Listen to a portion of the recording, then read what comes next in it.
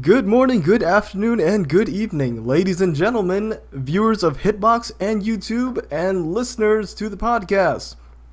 I am your host, Superman47, with my co-host... Hello, Eniko. I'm tweeting the stream. Good catch. Yeah. Good catch. And our guest for this episode, Lena LeRay. Hello.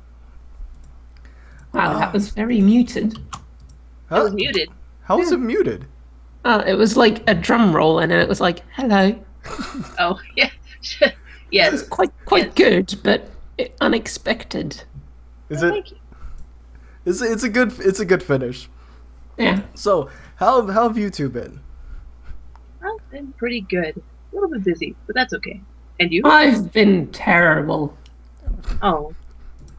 Yeah. Which is why I haven't been working on my game, but more about that in a minute. Yes, we'll get to that. Cliffhanger. Guest gets to go first, obviously. Oh. So is this the part where I tell everyone what I do? Alright. Yes. Well, usually after Vin asks you, but since you already, she volunteered.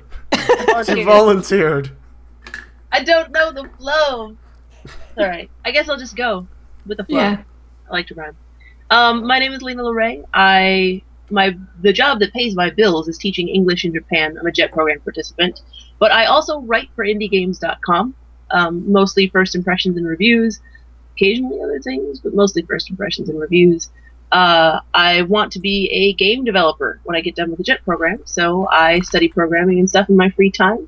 Last night I stayed up a little too late playing with the Godot engine, which if you haven't heard of it, is a free open source under MIT game engine, which was originally an in-house game engine for a game developer who I forget which one, but it's pretty neat. It works really well. The developers are trying to. I'm plugging a product here in the middle of my introduction. The game developers have said that they're the engine developers, the original engine developers, released their engine because they were kind of concerned about the idea of a lot of indie developers using these big old engines like Unity and Unreal and stuff like that, which are free to use, but if they stop being supported, you don't have access to the source code. And they were kind of concerned about the potential repercussions of that. So they released their engine free and open source, and so I've been playing with it. I like it a lot. Like I said, I stayed up a little too late playing with it last night because next weekend is Ludum Dare, and I'm totally going to make a game this weekend, and it's going to be great. So this week, my free time, I'm going to be working on setting up, maybe with Anishan, in which case I wouldn't use Godot at all, but Godot is still not, learning to use it is still not a waste of time. Please just call me Eniko. Didn't I? Yeah, you said Anishan. Oh, my eyes fed into... It's fine. Sorry. But yeah, the Godot engine is pretty neat, and I'm stoked about using it. Because even if I do a game with Eniko and don't use it for Ludum Dare next weekend, I'm going to start redoing some of my older games. Like my first Ludum Dare game was done in Python and was text only, and you couldn't play it unless you had Python installed because I couldn't figure out how to... Oh my god, Python is such a pain in the ass for end users. I stopped using it. That's why I stopped using it. Yeah, exactly. So, but I want to remake the games I did in Python. No, not that second one. It was trash. But I'm going to remake that first game I did, for sure, as well as a couple of my other Ludum Dare games, and hopefully start, actually putting improved versions out for people to play, because I had some good ideas that just need polishing. Plus, you also kind of sort of write for this other game, which is being made by a really cool developer. This is true. Yes. Do you want to tell people more about that? Awesome developer. I mean, I hear she's smart and pretty and talented and just so cool. The game is called Aberrant Fusion. Currently. Isn't it Aberrant? Is it? We might be having I always thought it was Aberrant. We might be having a Queen's English, American English. Is it Aberrant in America? Either or, really. I say Aberrant. Really? I didn't know that was a thing. I thought everyone said it Aberrant. I say Aberrant. Maybe all British people do? Yeah. It's Everyone I know in my RPG circles from high school said aberrant, like when we were playing Palladium Games stuff. Maybe I just say it wrong. No, you probably just say it with a different accent. Yeah. Yeah, I suspect in Britain people say however you said it. Do we have any British people in the chat? Could anyone comment? Probably not. Anyway. Yeah. However moving you on. pronounce it. Aberrant Fusion, which is going to be an episodic JRPG of sorts. Like, it's going to be JRPG in terms of how the story flows and it's organized and stuff. But the game engine is made by Eniko, and it's got a Mode 7 look to it. But also we're going to have like a grid-based tactical combat thing, which is still a work in progress. But Mode 7 is like the fake Mario Kart 3D for anyone who doesn't know. So it's going to be actual 3D, made to look like that old school thing, because it just looks really cool. I appreciate the retro aesthetic that is popular right now, but I'm not like, I don't go, oh, this game is retro, I must play it, but holy crap, it's going to look good. I'm excited. Hexal Unit mentioned pseudo mode 7. What is that? In the chat. Oh, that's just because Mode 7 is like a hardware mode on the Super Nintendo. Mm-hmm. So anything meant to mimic that look is pseudo Mode 7 because it's not actually done through any kind of hardware. Yeah. Ah, okay. The thing I did is also completely fake, but it has the same effect. Yep. It's just Mode 7, but not. That's a great explanation. Yeah. Mode 7, but not actually technically, because Mode 7 was a technology. Yeah. That led to a certain technology that we do not have anymore because... You just don't. Because butts. Just because butts sat on it? Yeah. They crushed Mode 7. Yeah. It was tragic. It was a funeral and everything. Closed casket, of course. Of course. I mean, you don't want to see someone who had a butt sit on them. That's just not right. Mm-hmm. Yeah. There'll be like 2 impressions on it. Dimples. Oh my god, we are so professional and shit. Hey, it's great. I love it. Yeah, I know. So, I guess Lena is done. I think so. Yeah. Unless there's something that you've been working on recently, aside from writing games for Aberrant. Oh, what was writing for Aberrant Fusion. Yes. No, there really hasn't been. Indie games takes up quite a bit of time, actually. It's basically a part-time job on top of my full-time job, so I only have a limited amount of time outside of that. And, you have to take some time for things like relaxing. Life. Yeah. Life. Yeah, exactly. Yeah. Exercising, stuff like that. Sleeping, eating. Sleeping. Oh, I hate sleeping. I wish I didn't have to sleep. Some of those things I can do multitasking. Like, I can eat and watch things at the same time. You do need to take time for pooping. I mean, unless you wear diapers. I do not. Is an option. It is an option. It's not one that I choose. It's a valid option, not one that I would prefer, no.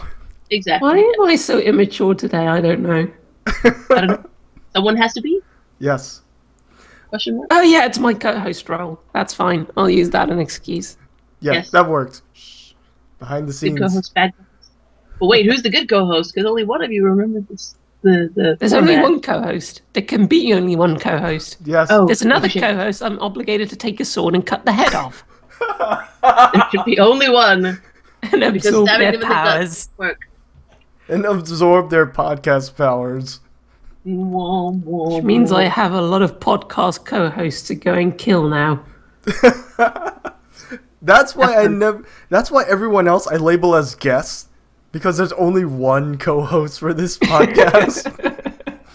And I may never be back. Yes, exactly. Well, then you'll be repeat guest. Yeah. And even if you come back ad infinitum, you'll just be repeat guest. I'll never write you as co-host, because then Eniko would have to kill me. Yes. Yeah. And absorb your podcast powers. I don't make the rules. If she did, then our game would never happen, and that would be sad. That would be sad. Although it hasn't been happening really lately anyway, so... No, that's why originally I didn't say anything about it. The story, like, I've been thinking about the but characters it's so in my cool! head and how to... Yeah, it is. I've been thinking about the characters and stuff, and like... do you guys have links? Time to talk about it. Is it time to talk about it? There's a press page, hang on. I'll fish it up while It's even got Lena screenshots. talks. Show them the screenshots. I keep want to say Lena, I'm sorry. I don't know why. You only found out today that the pronunciation is Lena. Robeek is fine too. I would say this is because of Tom Coxon's game, Lena's Inception. I might just say sis. Never heard of it. It's way better. But there's Lena Horne. Yeah, that's true. God damn it, why are you being a... Not Cohost. Yeah, not really Chocolate. David. Brings up a good point. That sounds good. Cohost. I'll have like 5. Someone who brings hot cocoa to everyone. So I've put a link in the chat. It has Steve Seater's amazing artwork. He's doing the artwork. His art is just so good.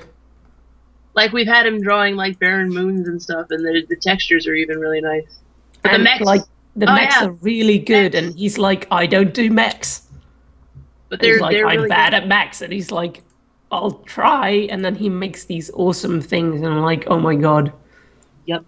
We're planning to do a vertical slice demo to put out first before we get really steamrolling. But the basic, like the overall story, you've got a small band of badass mech mercenaries in space. I just wanted to say that. Space. Badass mech mercenaries. They're in space though, but they get hired by a major like interplanetary mega. Right? That's what we're talking about. They are great. Tell him that, Eniko. You talk to him one night. But anyway, I shall. But I love the surface of the moon texture. Anyway, what was I saying? Oh, so we got these badass mech mercenaries in space, and they get hired for a job.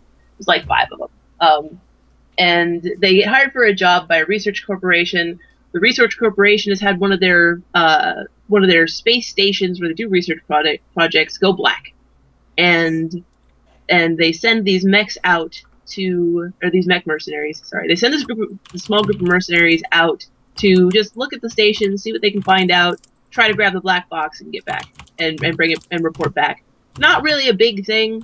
They've lost contact with the station and they want to know why. Well, they get there and there's no one there. Like, everyone's just gone except for this one kid who they find passed out in the lounge somewhere. So they take him and they get the black box and they get underway, headed back towards the research station. Well, turns out whenever the kid sleeps, he has a nightmare. And when he wakes up from his nightmare, whatever nightmare creature was chasing him in his nightmare manifests in real life. Things around him... no, it's not good. Things around him decompose and recombine to form... Like, the matter recombines to form the thing, the nightmare shadow creatures type dealios. Like, nasties. So when they've got him in the bay, and the doctor's watching over him. And when he wakes up, she's looking at him. The doctor's looking at him, and the little creature spawns and like attacks her, and he runs and it chases him. Someone shoots it, and so he's like, "Oh, thank God, I'm safe." Falls back asleep again, and then it goes on from there. Through him waking up and seeing the creature spawn, they figure out what's going on, and eventually they find out that he was the subject of some experiments. Yep, so, and the captain's like, yeah, look you go. Bye now. Yeah, and the crew are like, wait a minute, you can't just toss a teenage kid out the airlock. The hell he can? She's like, yeah, I can. Yeah, the hell she can. So I'd be like, fuck this psycho demon baby child. Get the hell out of here. Exactly. Yeah, so that's kind of the start of their journey that ends up like, and one of the crew members is an alien who's like, you guys, if the other alien races find out that your race has been doing experiments like this, they will annihilate you. And so the mercenaries find themselves kind of in a position where they're the only ones who can save humanity, even though their mercenaries don't really want to. Humanity and all the other races, and basically the entire... It's like Mass Effect, if Mass Effect didn't have a terrible ending, basically, and was retro and... Except I haven't played Mass Effect, so I wouldn't know that. Ooh. Wait. At all? Any of it? Yeah. At all? I haven't gotten around to it. Like, I played a bit of Mass Effect. I got to the point where you are officially a Spectre now, and then some other shiny new game distracted. Yeah, the first time I played ME1, I had the same problem. It's like, okay, I'm on the Citadel now, I'm a Spectre, and also I'm really terribly bored. And the second time around, I had sex with the Asari girl on the Citadel, and I was like, now I'm no longer bored, so I'm going to power through the rest of the game. I didn't even really look around the Citadel that much is the thing, though. Like, it was like bedtime or something. It was time for me to stop playing, and I never got back to it. Like, ME1 is not such a good game. Like, it's good storytelling, but like gameplay-wise, it's terrible. It's so unnecessarily long. Like, the item system alone in Mass Effect 1 was impossible. It's like you have 5 billion copies of the same item that don't stack. They don't stack, and 2, there's no way to organize your inventory. Yeah. So I would say I spent throughout the entire playthrough of Mass Effect 1, I would say I spent at least 4 to 5 hours. I actually did a 100% run of ME1, including all the bullshit, God, planetary drive around and find a point of interest mission. Oh no, not that one. Because I was like, oh, ME2 is coming, and I want to 100% this because I don't want to have missed anything. Hey, Smoke Fumus, welcome to the show. Who's played Super Robot Wars Tyson? Super Robot Tyson is the Japanese name. Super Robot Wars. I always feel so bad because I haven't really played any of the mecha games. Like, I played a bit of Xenogears. I have a friend who loves them, so I've heard all about them, but I haven't played them myself. Yeah, I've also not watched any of Gundam. So basically, why am I making a mecha game? I don't know. Well, you don't have any tropes to fall back on. Yep. Yeah. Oh, and did I mention that we're like planning really cool stuff for the fights? Because we're planning really cool stuff for the fights. Ooh. Yeah. Oh, what was it? Don't watch Gundam. Watch 8th MS Team. What is this? I did watch Gurren Lagann, and I also watched this other series that I can't remember. It was really bad, but it had mechs in it. My mech anime of choice is Macross. Oh, I know. I watched the anime with the lesbian flute rape. So that's a thing. Lesbian flute rape? What? Yeah. Kanazuki no Miko. I've never heard of that one. Yeah, there's a flute rape in it that was completely gratuitous, and it was really bad. Yeah, it sounds gratuitous and bad. Yeah, I've never heard of that one. I think my fallback... Trigger warning, flute rape. Yeah, yes. That's not funny. There's nothing funny about that kind of thing. There just isn't, no. At all. No. At all. That doesn't sound any levels of fun. Thank you, Japan. This is now a thing that exists. I would say my fallback watch to for like mechs would be what is it? Gundam G? G Gundam? G Gundam. There are like a million Gundams, like Gundam Tri, Gundam G, and Gundam Unicorn. There's a whole bunch. I've seen Gundam Wing and its movie. Gundam 8th MS Team, Gundam Seed, Gundam. I think I saw Unicorn. What's that? I also watched the anime with the lesbian girl and lesbian alien, which also had mechs. There's a lot of lesbian mech anime, apparently. Huh. You say that, but I've never heard of them.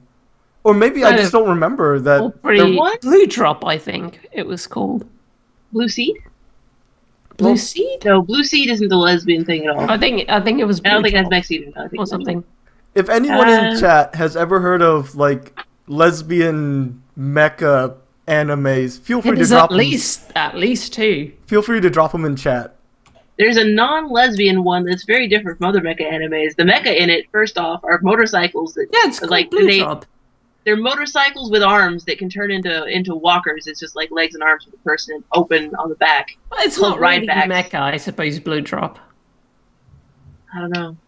It's sci-fi alien spaceships, but there's no actual mechas. Not really mecha. Yeah. Okay. I'm sorry. That's okay. False advertising, but it does have lesbians, so you know. So not technically false advertising. It's only half false advertising. Misguided. You win some, you lose some. Yep. Was this Smoke Fumus dropped a video? What's that final dynamic special from SRWZ? Shit, man, I think don't... I've seen that one. Yeah, let me check this out. I've never even heard of it. I've seen that one. My buddy who's obsessed with mecha shit always shows me this kind of stuff. Alright, what the heck is this?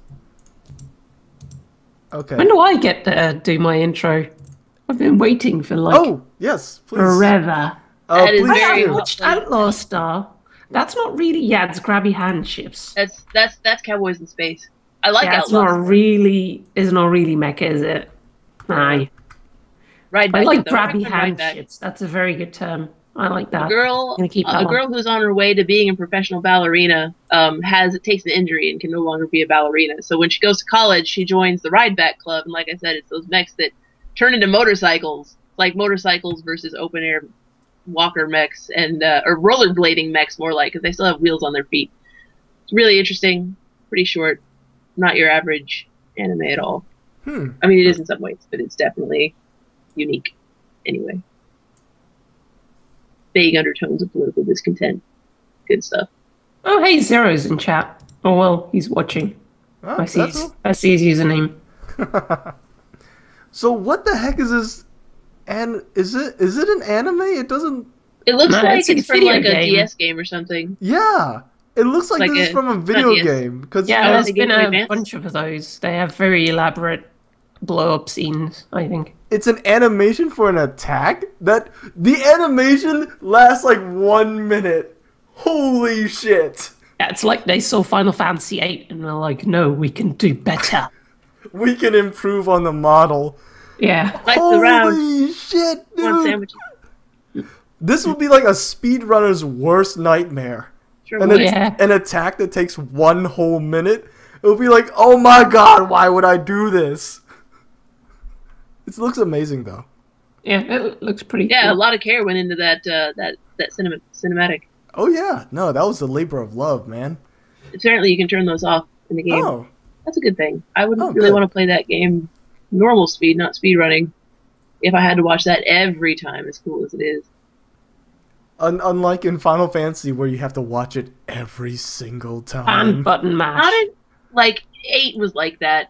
9, well, I like what they did in Final Fantasy 9, where you had an option to turn on short versions in the settings, and when you had the short versions on, every now and then it would show you the long version, just so you can see the animation again. But for the most part, that's cool. Short version. Yeah. Right. It was like once in a blue moon you'd get the full thing, which was nice because you could enjoy the fact that it was this really neat animation, but not every time. Oh, I thought that was part of the game mechanic for Final Fantasy 9, though. Like, there were 8. some... Oh, for 8. Oh, 8. Yeah. You're talking about 8. Okay. I thought you mentioned 9. The GFs. Okay. Yeah, it was just really terrible between waiting for your GF animations, having to button mash through them to get the most out of them, and then spending like several hours drawing magic so you could have 99 of a spell so you could junction it onto the stat that you needed. I enjoyed Final Fantasy 8 for the most part. I enjoyed it, but the game, it was terrible. The battle system literally, and I mean this literally in the literal sense, it literally put me to sleep on multiple occasions. Like, I would fall asleep watching the battles. It doesn't respect your time. It just doesn't. Nope. Jeez. Okay, so I'm Eniko. Oh, yeah. Hi, Eniko. Hi. Welcome to the show. I don't know if you've noticed me. I'm a game developer. I have my own game studio, Kitsune Games, which I didn't get to work too much on in the past because I was doing college, but I've graduated, so and Congratulations. Thank you. I make a roguelike called Mid-Boss, where it's an old school turn-based roguelike with new school user interface sensibilities. You kill stuff and then possess dead bodies and take them over and learn their abilities. And it's currently in beta as of about 2 months ago, I think. You can buy it at midboss.net at early adopters discount, or you can download it for free. And if you want to vote for it so it can be on Steam, then you have to go to the link I'm typing into chat right now. The one that I already put in? Well, that's no, mine has the landing page for the green light. Yeah. Yeah, it is. Mid-boss is currently on green light. Yep, needs your help. I need your help. I need to eat. Please help me. And you can download the beta to try it before you decide if you would buy it. It's also it's also available on what, itch.io, and that's where you can buy it. Yeah. Okay. But I tend to want everyone to go through my site, because like this is the thing, and I want to touch on this really briefly before we go into other stuff. Like the accepted wisdom among indie devs, which I personally question quite a bit, is that you just go to all storefronts, even if they're really bad on getting you passive traffic, and you just plunk your game on all of them, and you have a terribly maintained, terrible user experience site of your own, because you have to have one. And these storefronts, they have, like, you can put in some limited HTML, but you can't really do much with it, like no JavaScript and no cascading style sheets and all that kind of stuff. And then I've heard a lot of indies talk about how it's hard to get people onto their green light. So what I prefer to do, and I don't know if this is the right way of doing it, but I figure I'll just try it and see how it works for me, is to keep things on my own site as much as possible, because, you know, I can customize the user experience. I can customize how people land. I can make it so everyone can see everything at a glance, but also scroll down to see other stuff. I can customize the layout and the technology and everything. And I think the improved conversion ratio that you get from doing something like that far outweighs the passive traffic from small storefronts that don't really do anything for you. Not to mention you can track what's going on better. Yeah, you can track what's going on better too. And plus, like like Steam is life nowadays. It's like Desura isn't even, like, they got taken over again, so they're even more of a mess. Oh, yeah. They used to be Linden Labs, and now they were bought by I don't know who. Yeah, they were bought by oh shit, I don't know who, but I do remember that they were purchased recently, and the recent purchase was supposed to lead to a whole renovation of the client. That's right. The client that you download for Desura is god awful. But yeah, the Wikipedia page doesn't even say who owns them now. Apparently, they sold to Bad Juju Games. I don't know. I don't even know who the hell those are. Wait, who? Bad Juju Games. I know someone. They don't even have a page. I know someone who goes by the handle Bad Juju, but I don't think. Bad Juju Games. What have you done, Bad Juju Games? Oh yeah, they made like these terrible Flash games or something. No, they make a terrible Flash. I shouldn't say it's terrible. I just think it's terrible because I do everything myself. Well, flashy looking, I don't know what it is. Oh, is it flashy looking or is it in Flash? I don't know, but it looks like it's that type of thing. If it's in Flash, then it automatically gets a few points in terrible because Flash. Yeah, they don't really actually do their own games. They just sell technology to help make games. Probably not Flash. And I've never heard of them. Yeah, I've never heard of them either. This is the first I've heard of them. It's not encouraging. No. So like, and that's like the second biggest. And then you have like Humble Store, which doesn't really give you any passive traffic. You have like Indie Game Front, which also doesn't really do much as far as I'm aware. I mean, unless you can get on GOG. Well, Humble Store has the advantage that they do, like, the way they distribute keys is really useful. Like, Hero Generation is just launched, and rather than sending out keys to every individual backer and having to copy paste a bunch, they just put everyone's backer email addresses into Humble Bundle and said, okay, go to the Humble Bundle key resender. So the Humble store has some benefits like that. But yeah, it has some perks, but in terms of distribution, it's a very useful platform. Yeah, but if you're on itch.io, you only need to. That's also a recent thing that Moonscript is starting to take money, and he actually made a model where you can pick your own percentage that you donate to him. Basically, it defaults to 10%, which is a third of what anywhere else does. Yeah. But itch.io also doesn't even like promise any passive traffic. I don't think they're just like, you can put your games on here. Yeah, but it does get a little bit. It does a little bit. The more it grows, the better it is. But yeah, I usually only use it to sell from my site. Yeah, and I've heard more like customers who care about indie games, like random people who don't make games who care about indie games. There are actually quite a few who are vocal about the fact that Humble Bundle and itch.io and other places take less of a cut out of the sale price than does Steam. But I have yet to meet an indie game developer who's on Steam who doesn't feel like the cut they pay Steam is worth it. Because of the huge 150 million people on Steam. Right. Yep. You just can't compete with that. And every sale on Steam bumps you up higher in the Steam rankings, like in their algorithms and stuff. So having a bunch of people Steam is life. Steam, yeah, like they're paying the higher cut to Steam, but every developer I've talked to about it feels that cut is totally worth it. Yeah, but why would you give Desura 30% when Steam also takes 30%? It makes no goddamn sense. Yeah, absolutely. If I went on Desura, like they asked me when I launched my alpha, they were like, yeah, we want to get you on Desura, and usually you have to ask them to get on Desura, so I don't know why they approached me.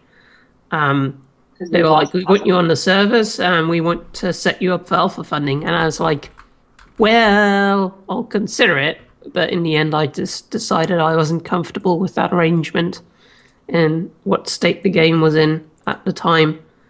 I mean, obviously, they just figured that my game was, they saw some money there, basically. That's what I think. Yeah.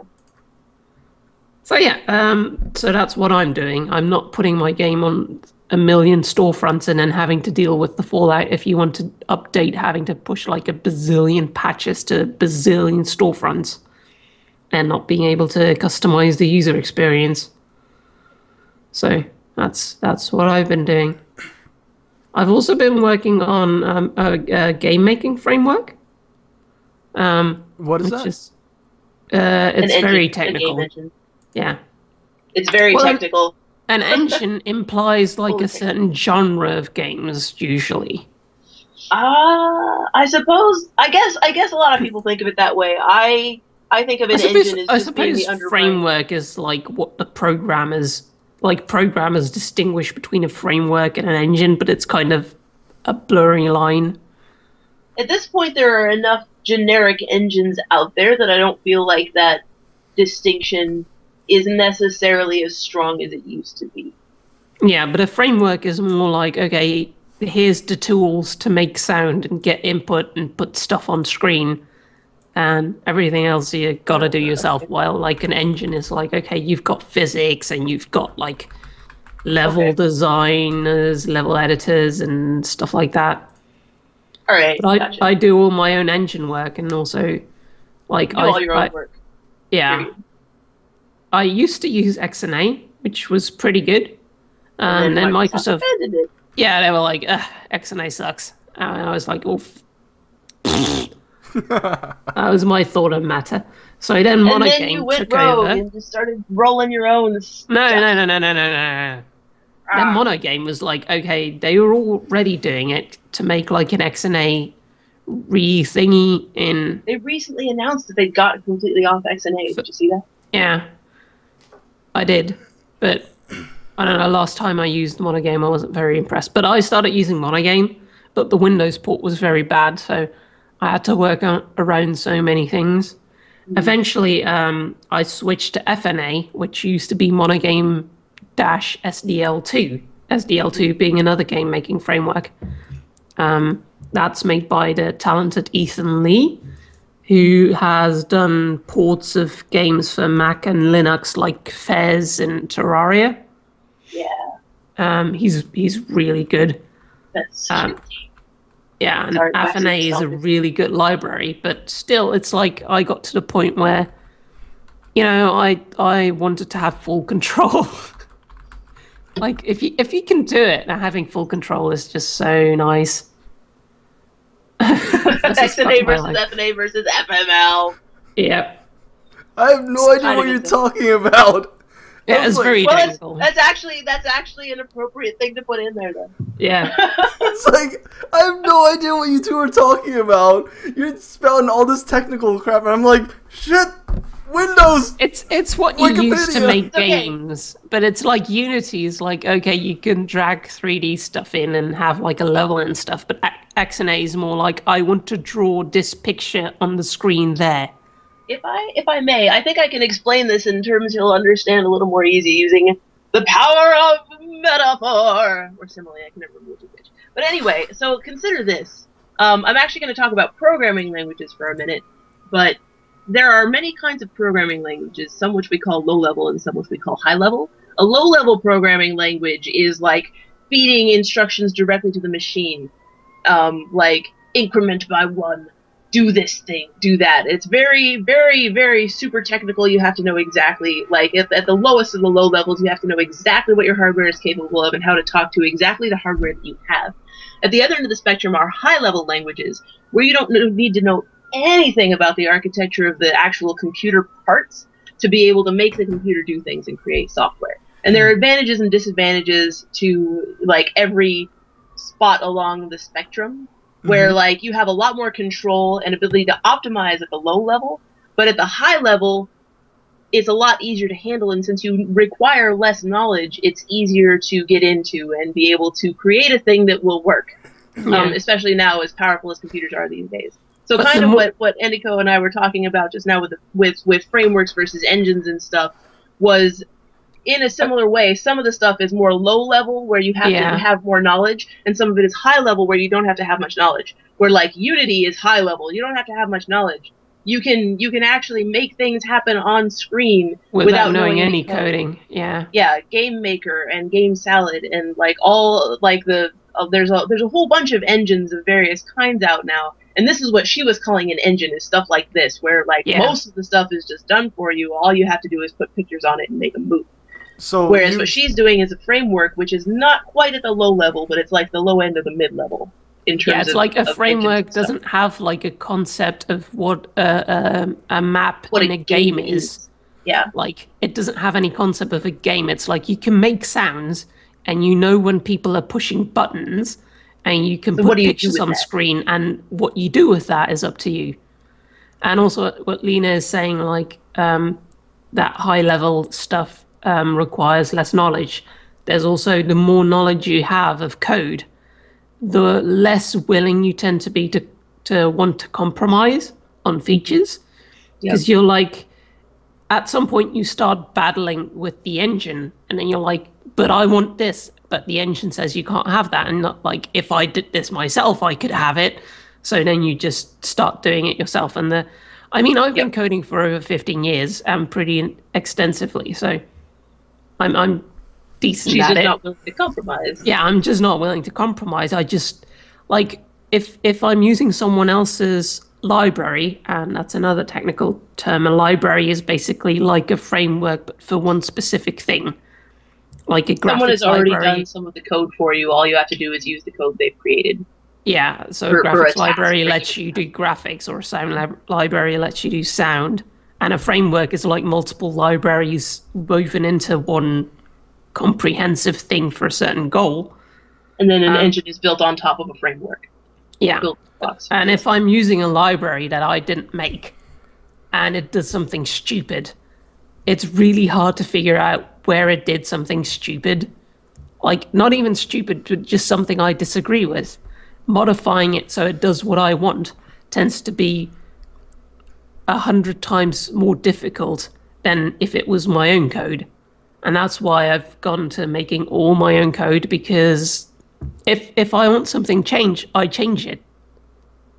This could kind of, sort of be compared to like building a car. If you build a car yourself from scratch, you put every piece together, you know exactly how every piece is connected, and if something goes wrong, you have an idea of where you need to go to fix it.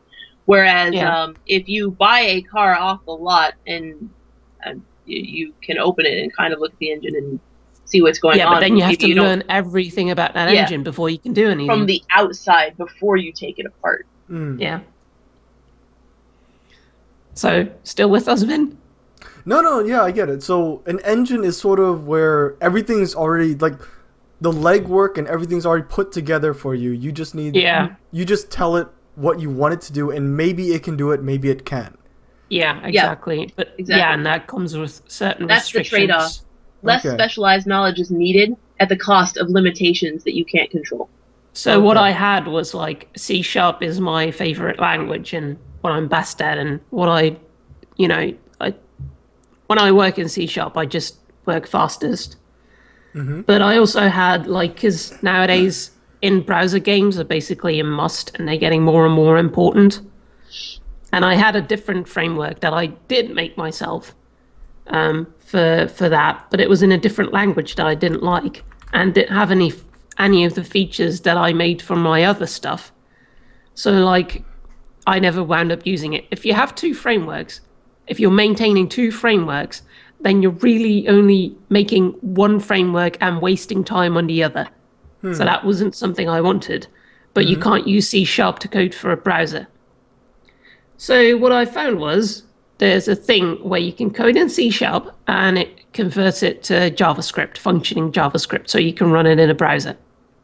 That doesn't mean that you can actually use all the normal stuff that you use in C#. It's more like for people who like the syntax, like how you write the code rather than what you can do with it. If that makes sense? Does that make sense? Yeah, it does. Yeah, so, but it doesn't pretend to be compatible with the way .NET runs C#. So I was like, okay, if I make all my own shit for this, and I can do a lot of it in C# as well, which is the nice part, then I can write a game in C# and use this one common interface and run it in a browser and as an executable. So that's what I did. And that's what I've been working on, and I've been kind of going nuts with it, adding scripting engines and stuff. It's pretty cool, but... And that's why I say she's a brilliant programmer. Because it sounds like you're not a programmer, Vin, but as someone who programs, it's pretty impressive. I am... just saying. Eniko knows my background. It's like you're boasting for me. It's amazing. It's freaking cool what you're doing, so no shame. Yeah, I wrote this entire Lua scripting. Oh, we've got a host by Pookie404. Thank you. And now it's thrown my entire chat box out of whack, so thanks, Pookie. Oh, come on. They're trying to help. I know. What's a host? It's when someone else's channel is showing your stream, so they can watch in their own chat with their own community. Well, that's kind of cool. Yeah, it is very cool. So if their people chat in there, do we see that chat filter into here too, or is it just like completely? Okay, well, it works on their own chat. Yeah, I was just wondering if like the chat's connected, like if there's a feeding ours, whatever. It's not a big deal. Just curiosity. I wish they did connect. It would be neat, right? If the two communities combine like that. The thing is, like, I watched Awesome Games Done Quick. I watched that in a hosted channel, and that was nice because that community was small and nice, whereas the main channel is like filled with horrible chat and terrible people. Yeah. So, there's no horrible chat here. But on AGQ. Well, her point was that she got to be separate away from the chat people. I know. So that is definitely a plus to that. But yeah, so I made this Lua scripting engine because I was like, what happened that inspired that move was I was doing a thing in Mid-Boss where you show the health bar of the monster on screen, and it was like, okay, I think it's 1 pixel too high. So I changed a value to -1, and then I ran my game, and I had to get in game, and I had to find a monster, and I had to hit it, and then I was like, is it in the right position? It was like, no, I think down would have been better, so I have to stop my game again. I have to tweak the value, which only takes 1 second. So I'm like spending minutes to do what should take seconds, you know? So it's like, this is not good. If I did this with the scripting language, I could just change the script and reload that while the game is running and get instant feedback. I gotta interject.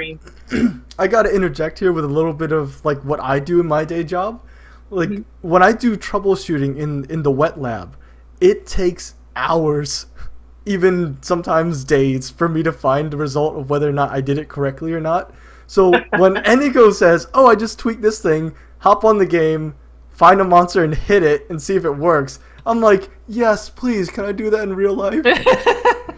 Wet lab. So are you a lab tech or? Yeah, my official title makes me sound a lot fancier than I actually am. I am a neuropharmacologist. Yeah, he knows neuroscience and several forms of martial arts. So I'm Those are totally related. Yeah, they are completely. I have to, dude. I have to defend myself from these psycho mutant lab animals. Okay, that we made. It's like all Black Mesa up in there. Damn straight. Got them head crabs. I gotta like karate chop them out of the air.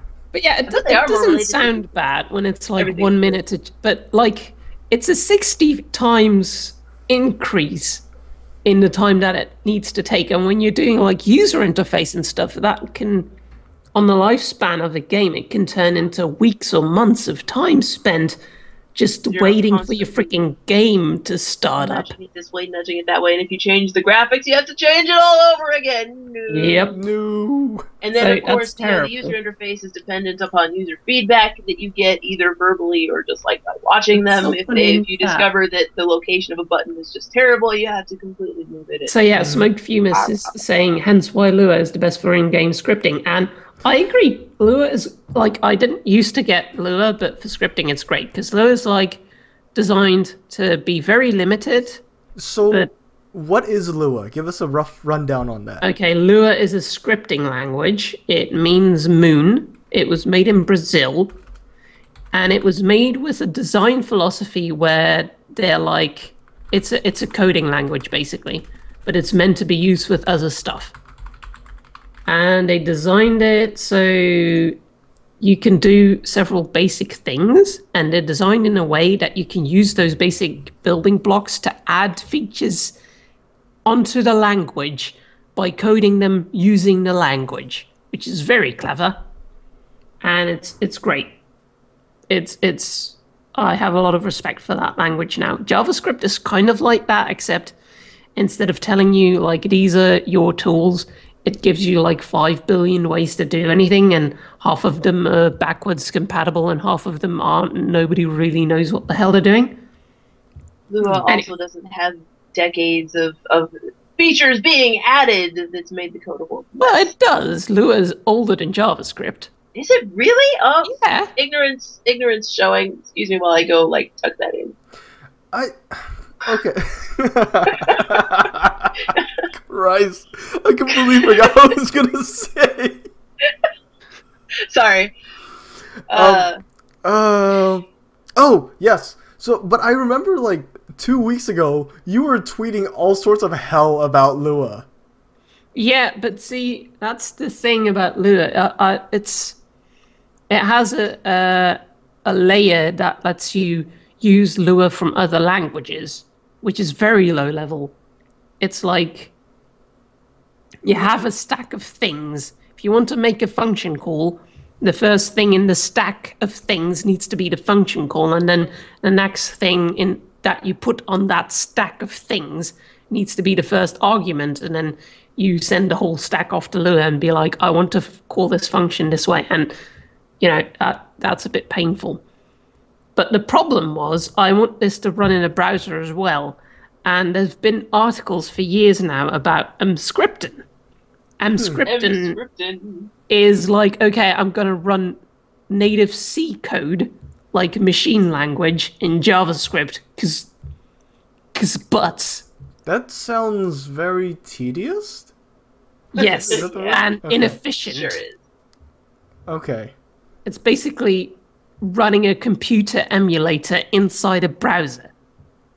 What? Wow. Okay, when you put it like that's how desperate people are to not use bloody JavaScript. And instead of giving people a new standard option, they're like, no, we're going to use this thing, which runs C code in JavaScript, and then we're going to optimize for this inside the browsers, each in our own way, so that it doesn't run like arse, and then it still runs like arse. That sounds like a lot of unnecessary pain. Yes, this is what it's like developing for browsers. JavaScript. I mentioned before that JavaScript really is like a horrible mess, and I have. It's multiple companies making multiple flavors of the same language, and then browsers trying to be compatible with all of them. Pull that picture up on the screen. It's 2 books. One of them is the full, all the JavaScript things, and the other one is a much smaller book showing you which parts of JavaScript you should actually be using and how to use them well. So Shadow is saying HTML5 for the win, and HTML5 is good, but it still uses JavaScript. Yes, it does. Same problem. Yeah. JavaScript actually is quite a powerful language if you know how to use it well. Yeah. Because and using JavaScript well is mostly a matter of avoiding minefields. Yeah, and there's just so many minefields, though. There's so many, and they're not well specified, so it's hard to figure out what the edge cases are going to be. The bottom book explains all of JavaScript, and the top one is just is by a person, I forget his name, and I can't really see it. It says O'Reilly? David. O'Reilly is the name of the publisher. Oh, okay. I want to say the dude's name is David Crockford. I don't know. Anyway, he's an expert on JavaScript, and he wrote this tiny book. That book is like a finger, like a pinky finger wide, which is just this is how to avoid pitfalls. Just use these parts, and you can do just about everything you need to do. Well, you say that, but the definitive guide could be a pinky size too. If your pinky was like a giant. No, it's like 2 inches thick. Yeah, if you were a giant, that would be pinky size. Maybe. Yeah. Either way. So like Emscripten, so that runs C code in JavaScript, right? And there's been articles boasting about how this is approaching native speeds for like 3 years now. And I was dumb enough to believe them. So I was like, okay, I'm going to run Lua in Emscripten in JavaScript in a browser. It's got to be fine. So I make this entire Lua scripting engine. Finally got it running in a browser as well as in C#. It wasn't fine. It was terrible. Like it just ran too badly to use at all. So now I'm starting over with JavaScript. So I have a JavaScript V8 Google interpreter running on the C# side, and on the actual JavaScript side, I have just JavaScript calling JavaScript. So that performs really well. That's what I've been doing. This is what she's been doing because she hasn't really felt well enough to work on Midboss. Yeah, this is like this is what she's doing for fun. Yeah, this is my fun stuff. This is my fun project, beating my head into my screen until my head is bleeding and I want to die. It sounds like it's different. I'll say that. It's different from working on games. Yeah, I was dizzy for like 5 weeks, so it was really hard to focus on anything that felt like work. So I've been working on this. Okay. I'm better now, by the way, but you know. Yes. So that's what I've been up to. Oh, and also I got a really shiny mic to do YouTube with, and then my YouTube channel has 0 videos. And if you want, you too can regret subscribing to a channel with no videos. let me just get you my channel with nothing on it, so you can subscribe to it, because that would be amazing. There you go. Subscribe to the empty channel. Do it. Well, there's going to be stuff on it. Yeah, I already have 4 subscribers, so I have like an infinity subscriber to videos ratio right now. I don't want to mess that up. Exactly. You're dividing by 0. It's perfect. Yeah. I have the same thing on Twitch, actually. People just start following me, and I don't know why. You know what? Because you're building an audience right now. Apparently. Gotta start somewhere. How'd you win the fall? It's marketing, guys. Marketing. Oh, okay. Are we ready to move on to the what's the next section after this? Current events. Yes. Do we have any current events? Is there anything going on? Monogame is no longer based on XNA. You know. How about? Oh, Monogame. Yeah.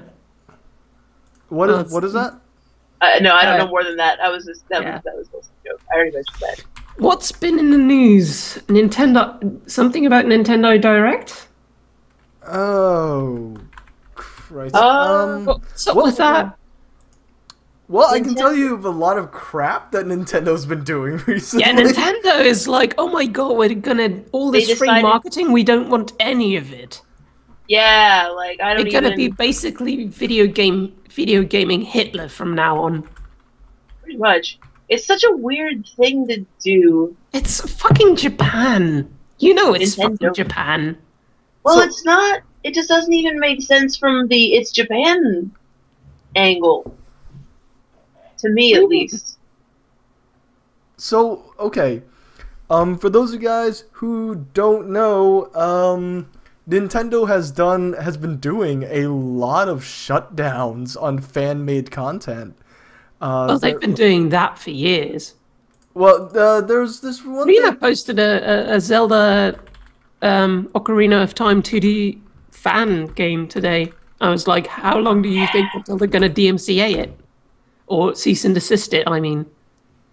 DMCA is what they do to YouTubers who have the nerve to show Nintendo's own trailers. YouTube doesn't really do DMCA. They do some weird thing that they call DMCA, but it's not actually DMCA. I understand. Because DMCA is just take it down, whereas YouTube is like, we're just going to steal all your monetization.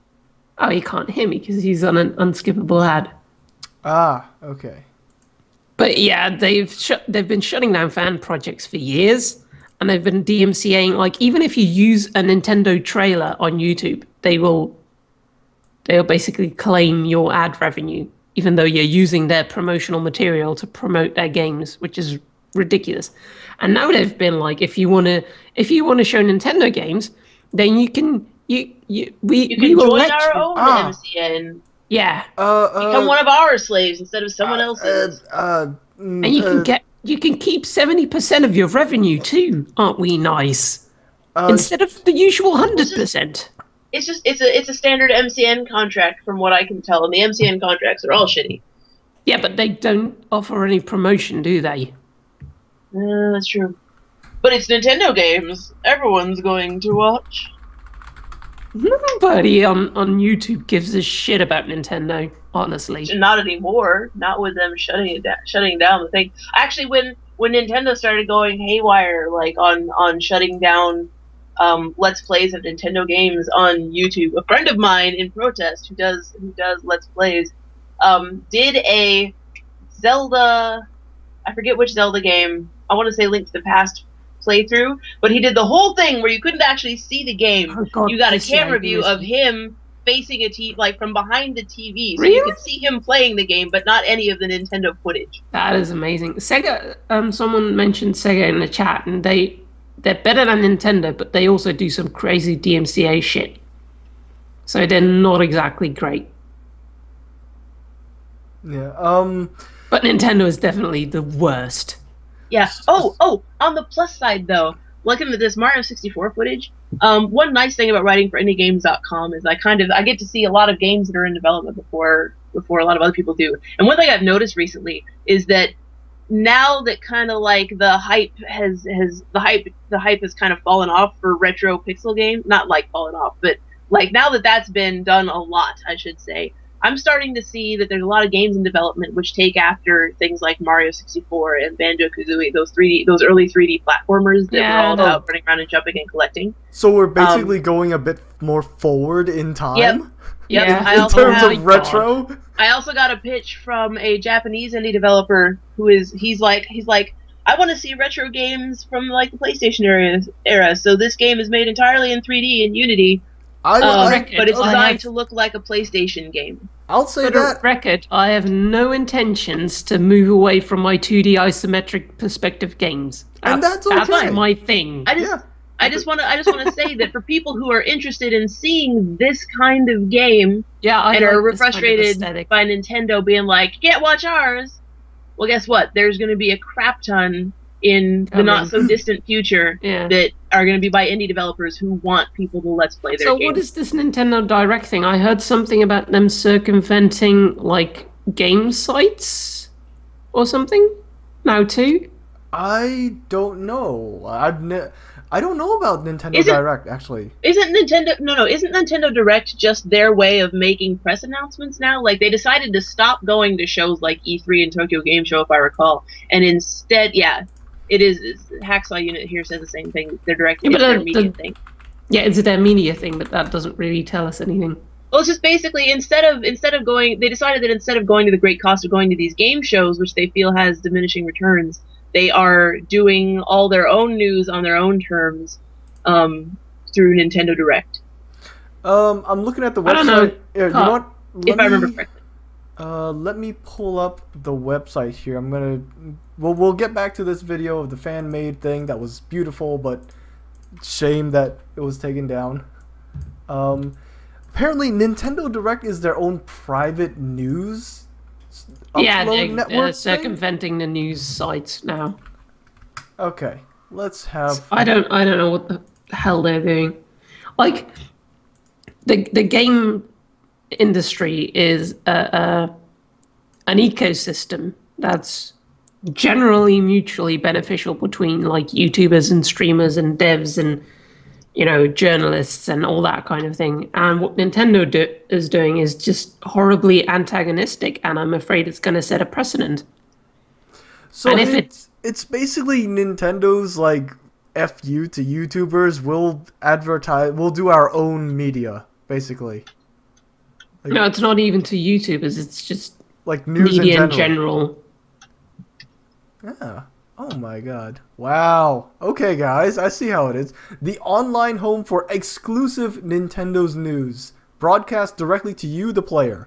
So I'm assuming this is also available on like is it available on their consoles? Oh no, I'm showing Nintendo's crap. Oh my god, we're gonna get claimed. Your bad revenue. Never. 5 cents of it. Oh no, Nintendo. Well, if you want to put something else up, I linked the trailer for that PlayStation 1 style Japanese indie game. Nintendo, don't DMCA me, bro. Yo, what the fuck? Come at me, bro. Bring it. Bring it. Ah. It's. You can say it's going to balance out, but yeah, I don't think it's good for the ecosystem in general. No. It sets a nasty precedent, and if other big publishers see that this works, they're going to smell money, and it's not going to be a good thing. Well, here's the thing. If it works, it will only work because Nintendo is Nintendo. But even so, it feels to me like it would have been smarter of them to just make their YouTube channel the center of all their new stuff, because then they could tie into all the pluses that you've got from YouTube, like the network and visibility stuff that YouTube already has set up. Am I the only one who's like, meh, Nintendo? No, I don't really care. It's like, they're going to put out a new Zelda game. Is it going to have a boomerang, the Master Sword, the hookshot, and fairies in bottles, and a Triforce? The doesn't change much on the Zelda games, but they're... I'm just so bored with it. I don't know. It doesn't bother me at all. No, I know some people are like totally fine with it, but I'm like, dude, do something new. I think what holds me to the Zelda games is the puzzle design and the level design. Because every time they're just really well done. Like they've got a good balance of all the elements that they use. Even when the tools are the same, the puzzles are different. You know what I mean? Like, I mean, they're similar, of course, because there's only so many kinds of puzzles you can make with given a specific set of tools. But yeah, it's probably just me.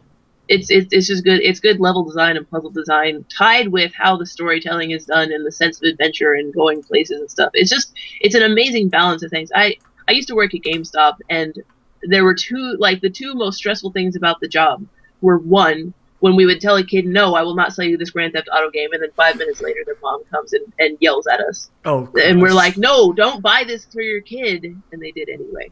And then came back 2 days later demanding a refund that we were legally obligated to not give them after we warned them. But anyway, that's too. But it's a game that teaches them how to drive. Yeah, well, either way, that was number one. But number two, and you'd be surprised how often this came up. You'd have a non-gamer parent come in and say, "My kid likes Zelda. What other game can I get them?" Huh? How do you answer that? What other game can you recommend? There is nothing. Exactly. Get all the other Zelda games. Exactly. But all the other Zelda games are on different consoles, so they can't do that without buying another console, because there's like only one, maybe two per console generation. And so it's like, so you ask them, well, what other games did you like? Oh, they really only play the Zelda game. Well, what part of the game do they like? I don't know, all of it. Like there's, your kid is 9 and they like Zelda. I cannot make you a recommendation that isn't another Zelda game. Yeah. Well, there was that one game that was basically a Zelda clone engine. What? Oh. I know which one you're talking about. I don't remember the name of it. When that came out, we did lean on that one pretty heavily. I actually, I worked there at the time when Okami had still recently come out, and so that was my. If I couldn't get more information out of them, I was just like, just get Okami. Eniko, were you talking about It'll Do? No, there was one for PC. It'll Do that was like it started as an online Zelda clone and then it turned into its own thing. But it was always pretty terrible. Oh no, It'll Do is pretty good. There are a few Zelda-like indie games. I think Anodyne is one that is it? I don't know. I've played Anodyne. That sounds familiar.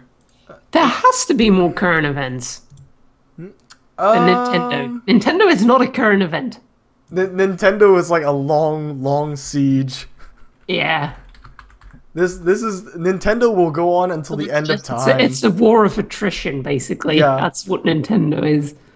Well, Nintendo is actually like 150 years old or something. They started out making card games. Yeah, like they have a history of changing with the times. They really do. Didn't they have like Yakuza ties and stuff? Yeah, because of the Yakuza did all the gambling and they made gambling cards. Sounds like you're saying jacuzzi when you say it. Yeah, it really does. With an 8 at the end. Oh, you know what? Pi, just drop your damn channel link.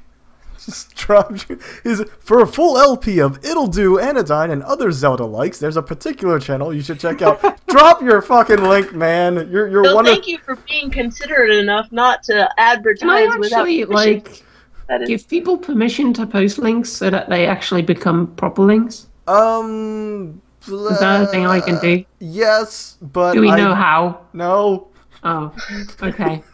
Investigate for next time. Yes. I'll just copy paste it. Yeah. It's like an exclamation mark post something. But there is some news. Hideo Kojima leaving Konami, right? Oh yeah. Yeah. That was a thing. That was a big thing. Was it? Yeah, he's not working on Metal Gear Solid anymore. Like he said it however many times already. But okay, I think this is my problem with the current event. It's like, if it's not a PC-related event, I just don't give a shit. Oh, Christ. Yeah. Metal Gear Solid is a series that has a history of doing some really interesting game design things, though, even if you haven't played the games themselves. Like, I don't know if you're familiar, Eniko, but like the first game had a boss fight where the boss could read your mind. And so to beat the boss, I know the that boss, one. you had to, like, Psychic. yeah, Psychomantis. Psychomantis. Yeah. That's probably the most famous example. But You I mean- haven't actually played any Metal Gear Solid games myself, but I've watched people play them a lot. Psycho And BDSM they gear. they do cool, unusual things like that. Not always as brilliant as that, but cool There unusual is things like PC that ones. in every game. Code- It's really neat. Kojima's Metal Gear Solid series has a history of breaking the fourth wall. Yeah. Like, Oh, there's one. I'm aware of the series. I've just never played it. There's one of them that has a point in the game where you definitely die, and to continue the game, you have to use an item in your inventory after you die to revive yourself. it's Oh, that's it's pretty yeah, cool. it's in Metal Gear Solid 3. Yes. It's So, yeah. Snake has a revive tooth? Like two of Yeah, his- like a pill or something. Yeah. Didn't he also do Silent Hill? Kind of capsule. Kojima? I think he Yeah. did. I don't Yeah, he did. One of the earlier ones. Yeah. possibly two. I don't know, but yeah, he's a pretty famous, pretty well known and beloved maker of games. Actually, are the complete different kind of game? Framed. Have y'all played that? Nope. Wait, which one? Framed. It's an iOS game in which Oh. each puzzle. It's a puzzle game, but each puzzle looks like a comic book page with a bunch of panels. To finish the puzzle, you have to swap the panels around, move them, and rearrange the context in which each event happens, so that it's a sequence where your person can get out of the page, can avoid being captured in the page. Can It you like sounds way too brainy for me. can you drop a link to It's like a actually- YouTube video of it or something so I can show people? I'm sure I can. Let me figure out how to unfull screen so I can find that. But the reason I bring this up is that the one of the developers on Framed was like brought to tears when Hideo Kojima said on Twitter that Framed was his game of the year Wow. Nice. last Yeah, year. that's some hero And worship. then he actually, like, him telling Kojima that he was like, because Kojima was like one of his video game design idols, and he told Kojima that he was really touched by that, and Kojima was really touched in return, and I guess turn, Kojima yeah. was going through That's so Japanese, though. it is, but it's like he was going through a tough period, it sounds like, and so Oh yeah, Lena's Inception is also a good Zelda-like. Yes. You should all go buy that game right now. Do it. what's it called? Drop the link. Lena's Inception Eniko. by Tom I actually Coxon. can't find Yeah. the Framed Let's Play. You know, let me look for the Framed trailer, because the trailer shows the stuff off really well. But No, I'll link it. But anyway, Kojima was going through a pretty rough time at the time with his feelings about his game development. There's a trailer, and so it was kind of like this good cycle timing. of being touched helped Kojima get out of his rough patch. There was a lot of touching going on. Oh, A lot of touching, Christ. touching of hearts. And Seriously other though, it was pretty neat parts, to maybe. see that on I don't Twitter. know. Mm-hmm. Yeah, I'm sure that's been Rule 69. Oh yeah, this trailer definitely shows off exactly how Is the that game Rule works. 69? 34. You know what? There are too many freaking rules. The internet has too many goddamn rules. Oh no, Rule 69 is a different one, I think. 34? I think it's 34. Well, 34 I'm pretty sure 34 is if there isn't porn of it, someone's made it. No, 34 is there's porn of it, whatever it is, there's porn of it somewhere, and then 35 Yeah, is yeah, if it's 34, not true. that's someone Oh, will make Rule it. 34. 69 is gender swapping. Yeah. Oh, Sorry, guys. Oh, that's awesome. I'm an old person. I don't know my internet rules. Yeah, if it exists, there's porn of it. 35, if there isn't porn of it, someone will make it. Lena's hero worship comment actually reminded me that I have another thing I've been doing. Well, I haven't. Doing is a big word, but it's a pretty big thing. So you guys know Richard Garrett, right? Yes. I am totally interjecting, but I'm very excited about this. Sorry, So, as long as people are watching what's happening in the trailer while they listen. is this framed? This is framed. Now watch. Oh, You got this looks comic really page, right? nice. Dude gets shot, bird flies off, dude falls off the thing. Falls down, yeah, Change the that's order, change the logical. outcome. So if you swap the panels around, the bird flies off and gets in the way of the that's- shooter, Oh, and he gets my. away. That's clever. And all the puzzles are like that. And it's this noir story where like once you get to the end of the story, you go back and see things happening a different way. So like they reuse the pages, but the puzzles are different. And so it's like this, well, wait, which version is the real version? It's neat. Oh, that's cute.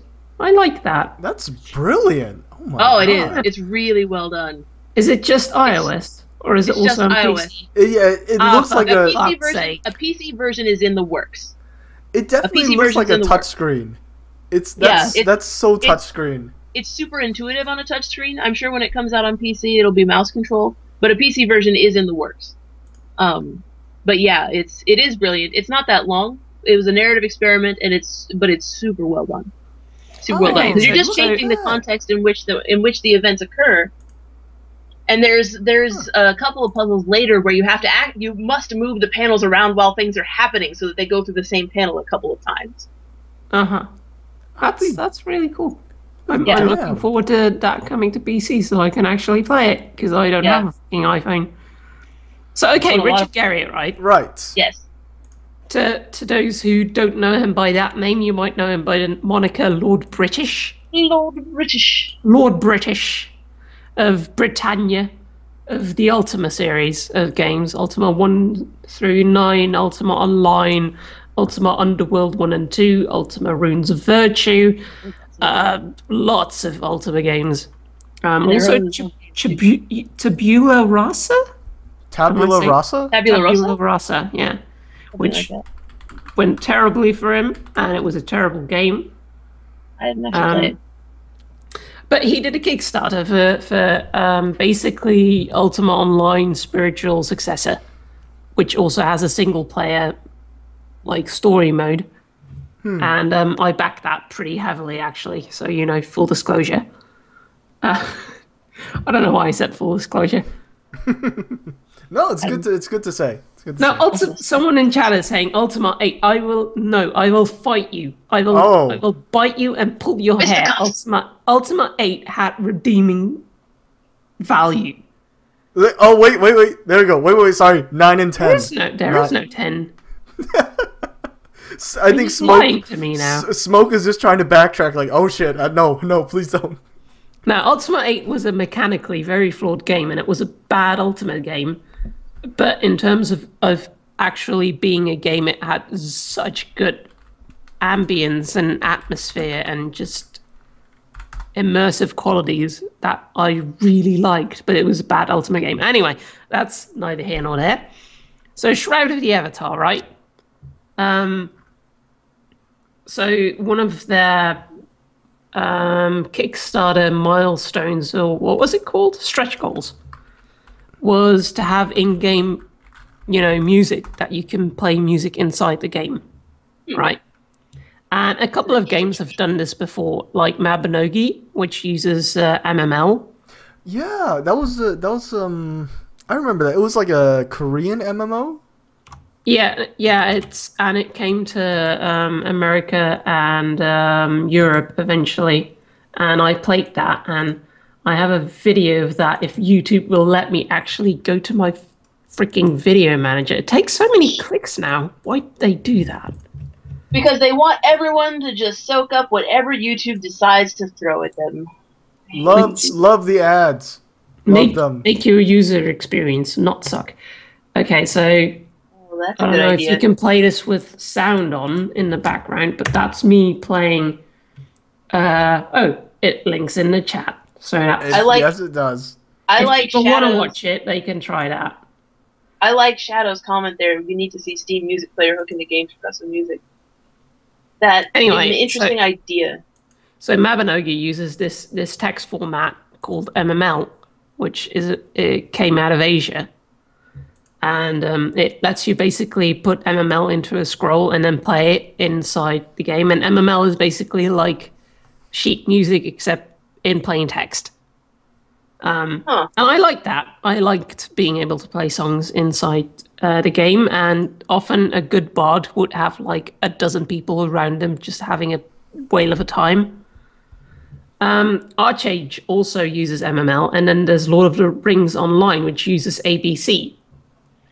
And ABC is a different notation, which actually has the design goal of being able to be turned into proper sheet music, which MML doesn't, which means it's horrible to use, horrible to write, horrible to interpret, and the rules are very fuzzy.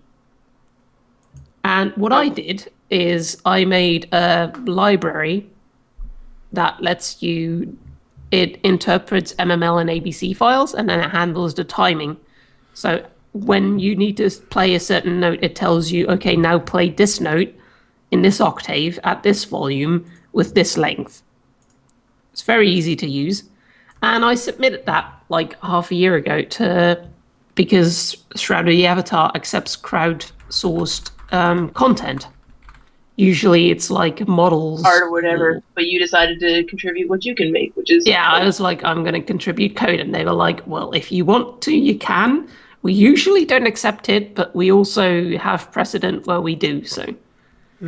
So one of the devs recently started talking about it, and he picked it up as one of his, downtime projects. And he's been working on getting that in the game, and it's on the release list for second quarter, like the end of second quarter. And basically, if Shroud of the Avatar gets in-game music that supports the entire music libraries of Mabinogi, Archage, and Lord of the Rings Online, that's going to be me. I will have done that, basically. Oh, I see. Lead coder, ladies and gentlemen.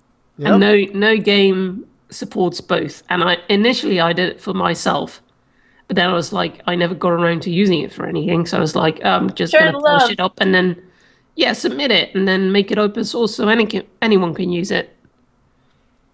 So that's really cool. And I've actually heard some Lord of the Rings Online people say that Turbine has been making in-game music there worse and worse. Like, one thing Turbine does is, instead of taking one note every octave and then pitch shifting it to make the other notes so that the sound is always consistent, they sample every note that you can play. And their instruments aren't going to be perfectly tuned because no instrument is ever perfectly tuned, which means that you have off notes, which just always sound off. And they've actually made it worse recently. They've made a lot of things worse. They resample with the worst tuned instrument? Yeah, they've resampled it and made it worse. They were like, the musicians were getting tired of being ignored, so they did something, and they did something that made everything worse. And now the musicians are all looking at Shroud of the Avatar to maybe jump ship if the music system goes in and it's any good. And because I made it, it's going to be amazing. Yeah, I bet it is. I like how I have faith in this lady's programming, people. I'm biased, I'm sure. So yeah, but like, the cool thing is, she does do some really awesome stuff. I haven't really talked to Richard in person about this. I've only talked to the one dev, but they're going to do a shout out of they're going to plug my game, like the green light, once the feature is in, which is going to be massive for me. Yeah, there's a lot of backers. Yeah, they've gotten like 8 million in crowdfunding, so they're like not Star Citizen level, but they're pretty fucking huge. They're trying. Yeah, that's better than Pillars of Eternity or Broken Age did. Yeah, they got that's about what they did together. Greenlit and kickstarted and stuff like that. So if they back my game, that's going to be huge. But the thing is, like, Richard Garriott and the Ultima games are basically what got me into game development. Damn. So that guy is like my premier. He's my Hideo Kojima, basically. Oh, yeah. Wow. He's my hero, my game development hero. So if I can ever do Touching of Hearts with him, that's going to be amazing. Well, hopefully one day we can get him on the podcast. That would be amazing too. I wouldn't hold my breath, but yeah, he is very sociable though. Like, you can actually find him in game because you can play the game already. And he will just be walking around and chat with people and stuff. He's very approachable. Cool. And I actually, this is mostly unrelated. There's a web show called Tabletop that I watch. It's Will Wheaton and friends playing board and card games. Yeah, he was on one of the episodes. I watched that just yesterday. Is it good? Yeah, it is. It's a good. It was. What game were they playing? I don't know. I watched like 3 episodes yesterday, so I don't remember. 5 Tribes, I think. maybe. I may be a bit of a Richard Garriott fan. just a little bit. A little bit, yeah.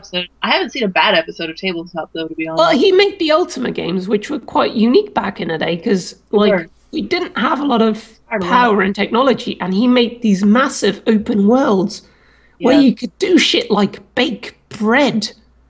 There was no reason why. No, but there was no reason why you could bake bread. It was just, he was just trying to create a world. And it's like, well, if there's a bakery in the world, then you need to be able to create bread, because why not? Yeah. You can make sword blanks and then smith them into like proper swords and then sell them, and it was all great. And this was back in the day when that was very hard, and it was done with very limited resources and some clever technological hacks. And how many discs do we want to put this game on? Question mark.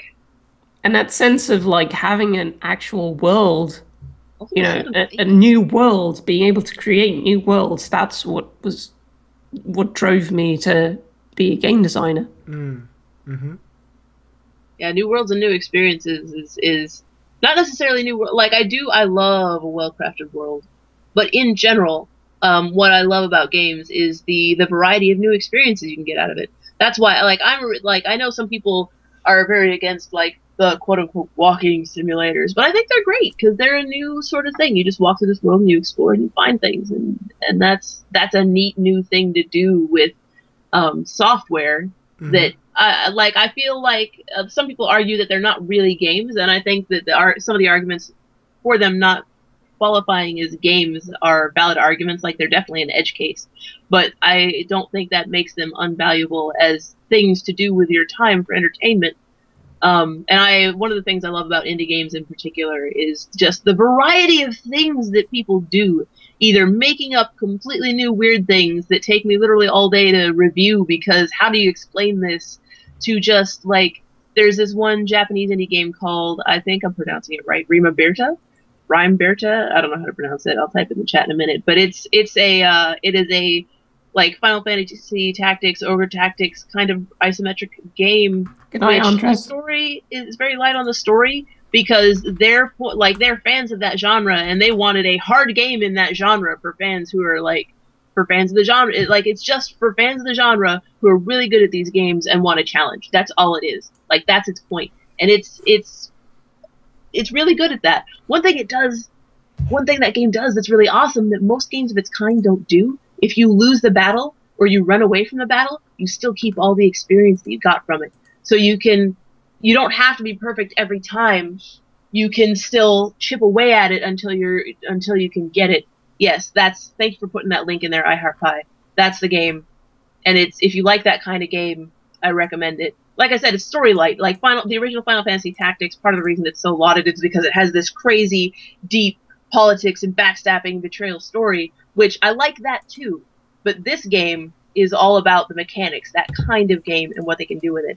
And like, I like that kind of game also.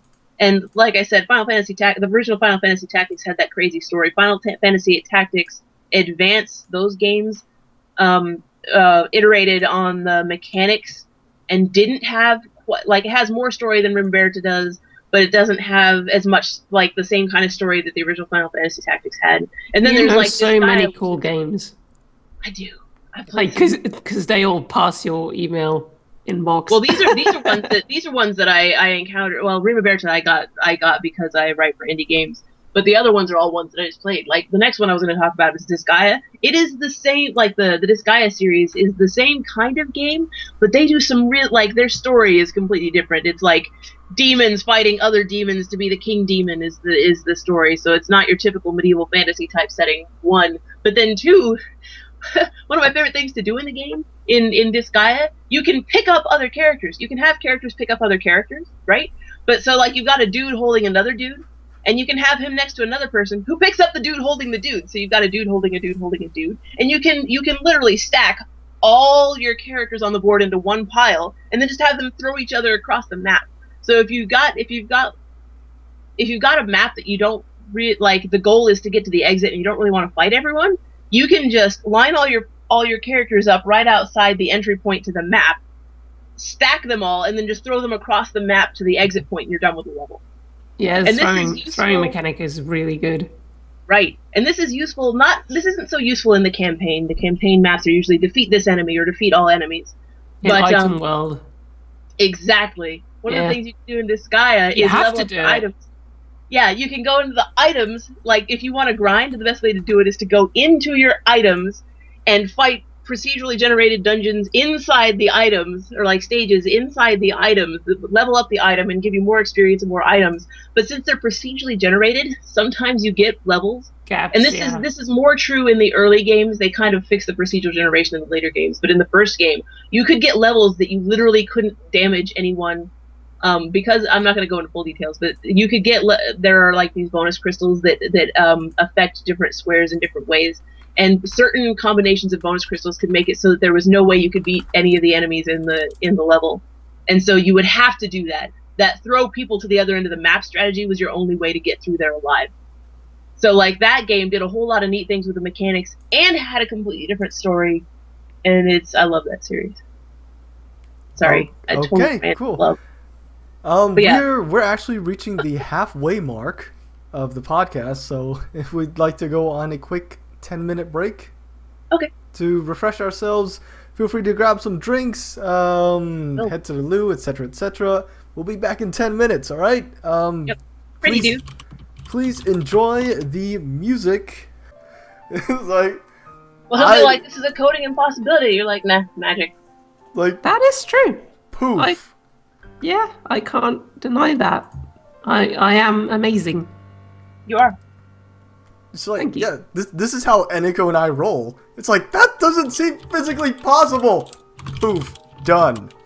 So are we officially off break now? Because I have some freaking cookies, and I'm going to eat all of them. It has been yogurt and cheese, so yeah. It has been 10 minutes, so yes. We've got all the foods. I put maple syrup in my yogurt. It's delicious.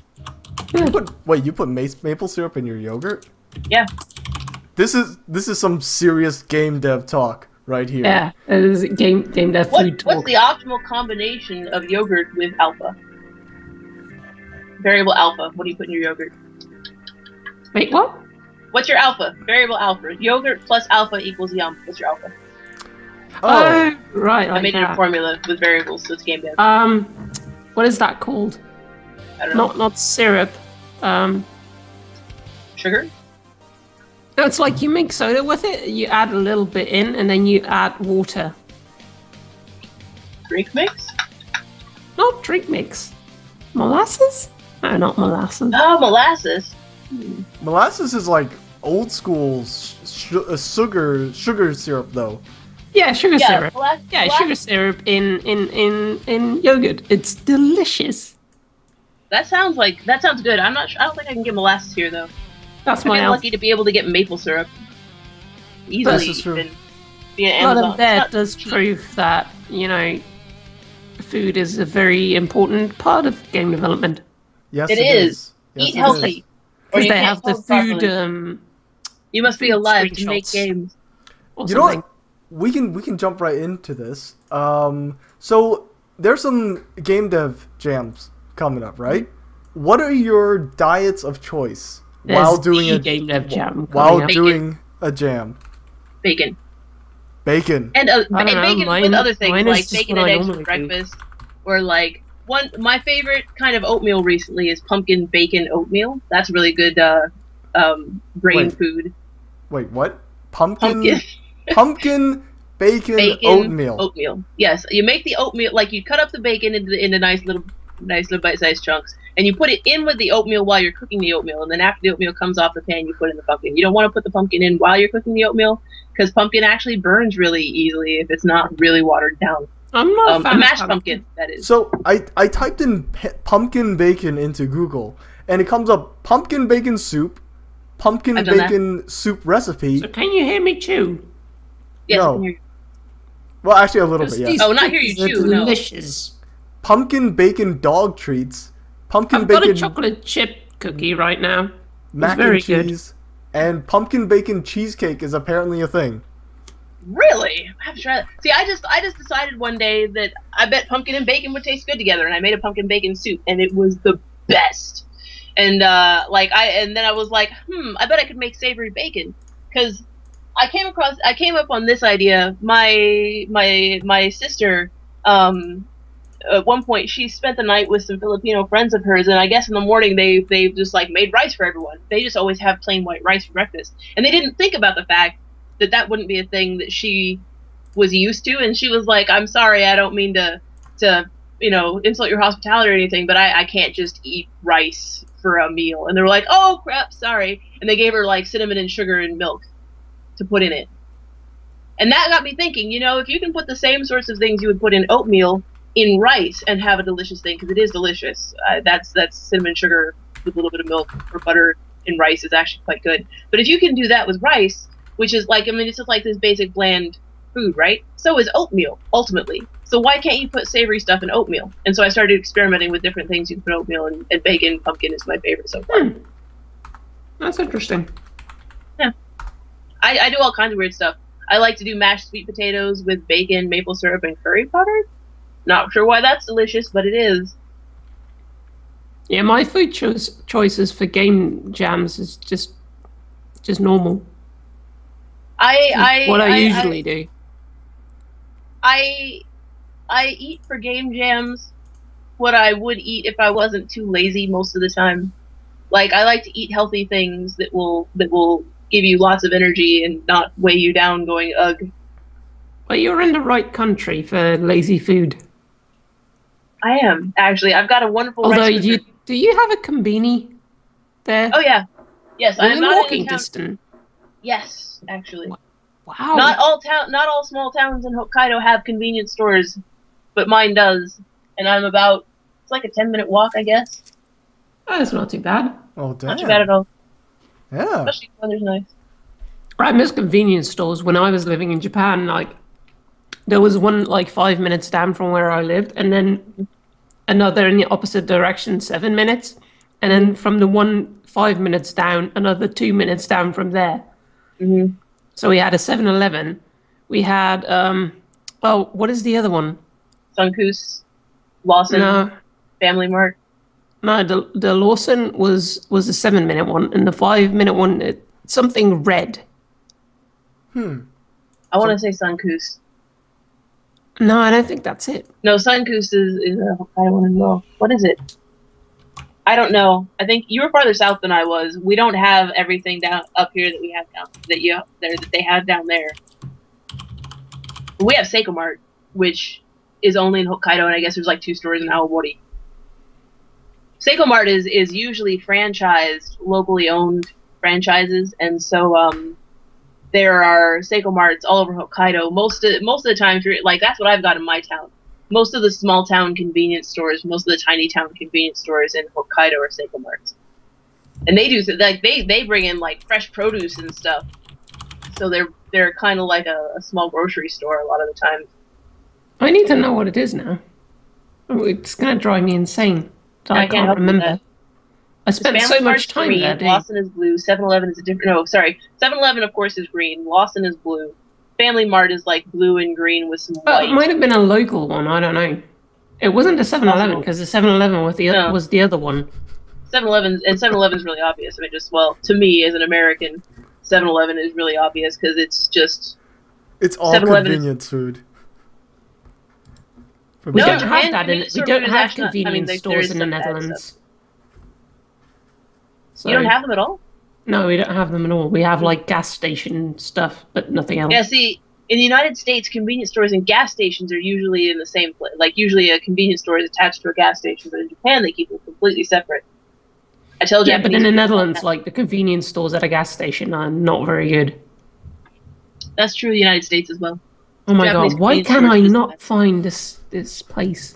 I like how I was trying to be on top. Yeah. It's like, oh, well, a game dev is coming up, so what kind of, like, habits do you guys get into? Yeah. And you're like, 7-Eleven in Japan?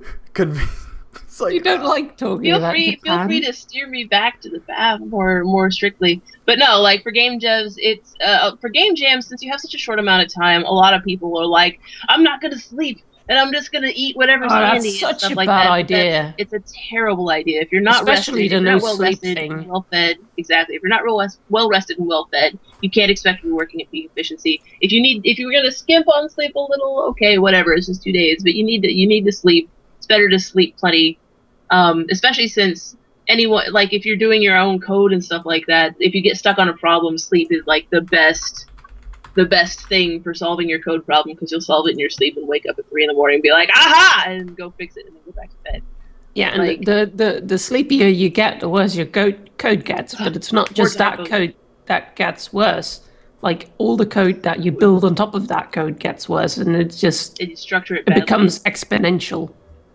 Yeah, this is not good. You really the TLDR is take care of yourself. Yeah, don't be an idiot. Don't be an idiot. That's good life advice in general. Just don't be an idiot. More specifically, eat well, sleep well. Stop being such a dumbass. The going on into like general game jam things to do with game jams. The prototype early and then iterate on your prototype is definitely the way to go. Don't worry about like making it pretty until you have a thing that you know is worth making pretty.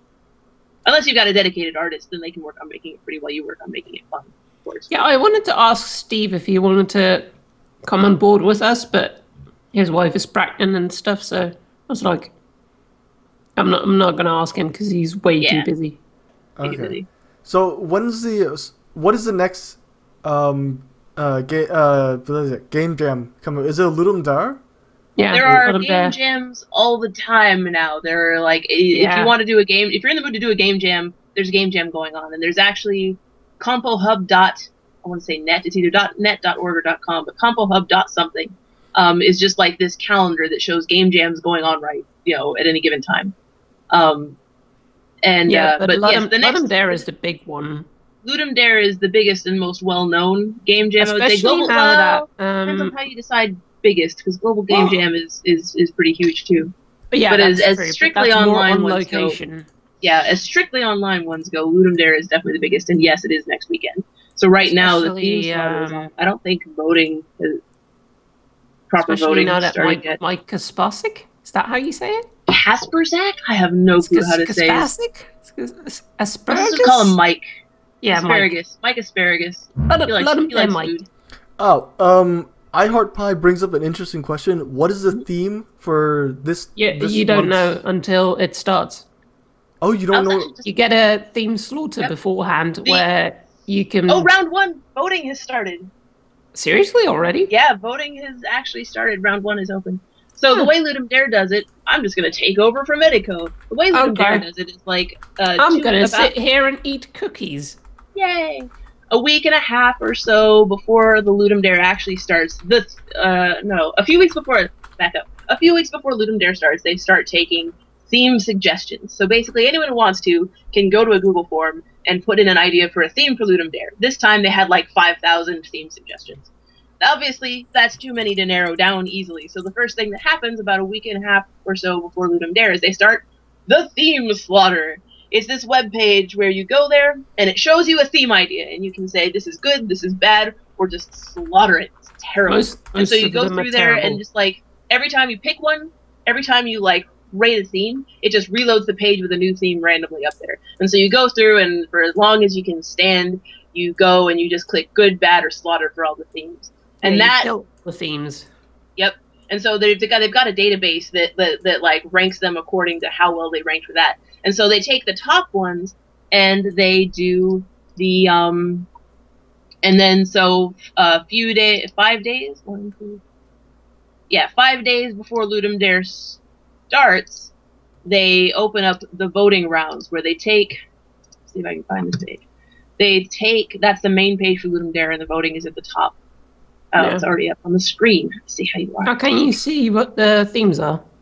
Can you click on round 1? Yep, click on round 1, and that'll take you to the first voting page. You can only vote if you're logged in. You don't have to actually participate in the thing to vote on the things. But they took all, like, whatever the top-rated things were, they divided them into 4 let's see, how many themes are there total in this round? 20? Yeah, looks like 20. Yeah. So they took the top 80 themes from the slaughter, the ones that came out with the highest number of votes, and they split them into 4 categories. 5 from those top. Yep. The top, so for the next few days, and I think it's about 48 hours that each round of voting is open, so there's some overlap. Or is it 72? I don't know. There's some overlap up until the final round. And then, and so, yeah, they'll take the top 5 from each round and put them in the final round of voting, and then whatever comes out on top is the first, is the theme we're doing. And so the theme is announced right at the start of Ludum Dare. Like, theme is announced, go. Like, that's the gun. The longer you think about an idea, the more time you waste. To be the one. So yeah. It sounds very Iron Chef. You know, like, yeah, it is. The ingredient of the day is, I don't know, fish liver. And yeah, no one knows beforehand. That's cool. And usually you're like, oh my god, this theme is literally the worst.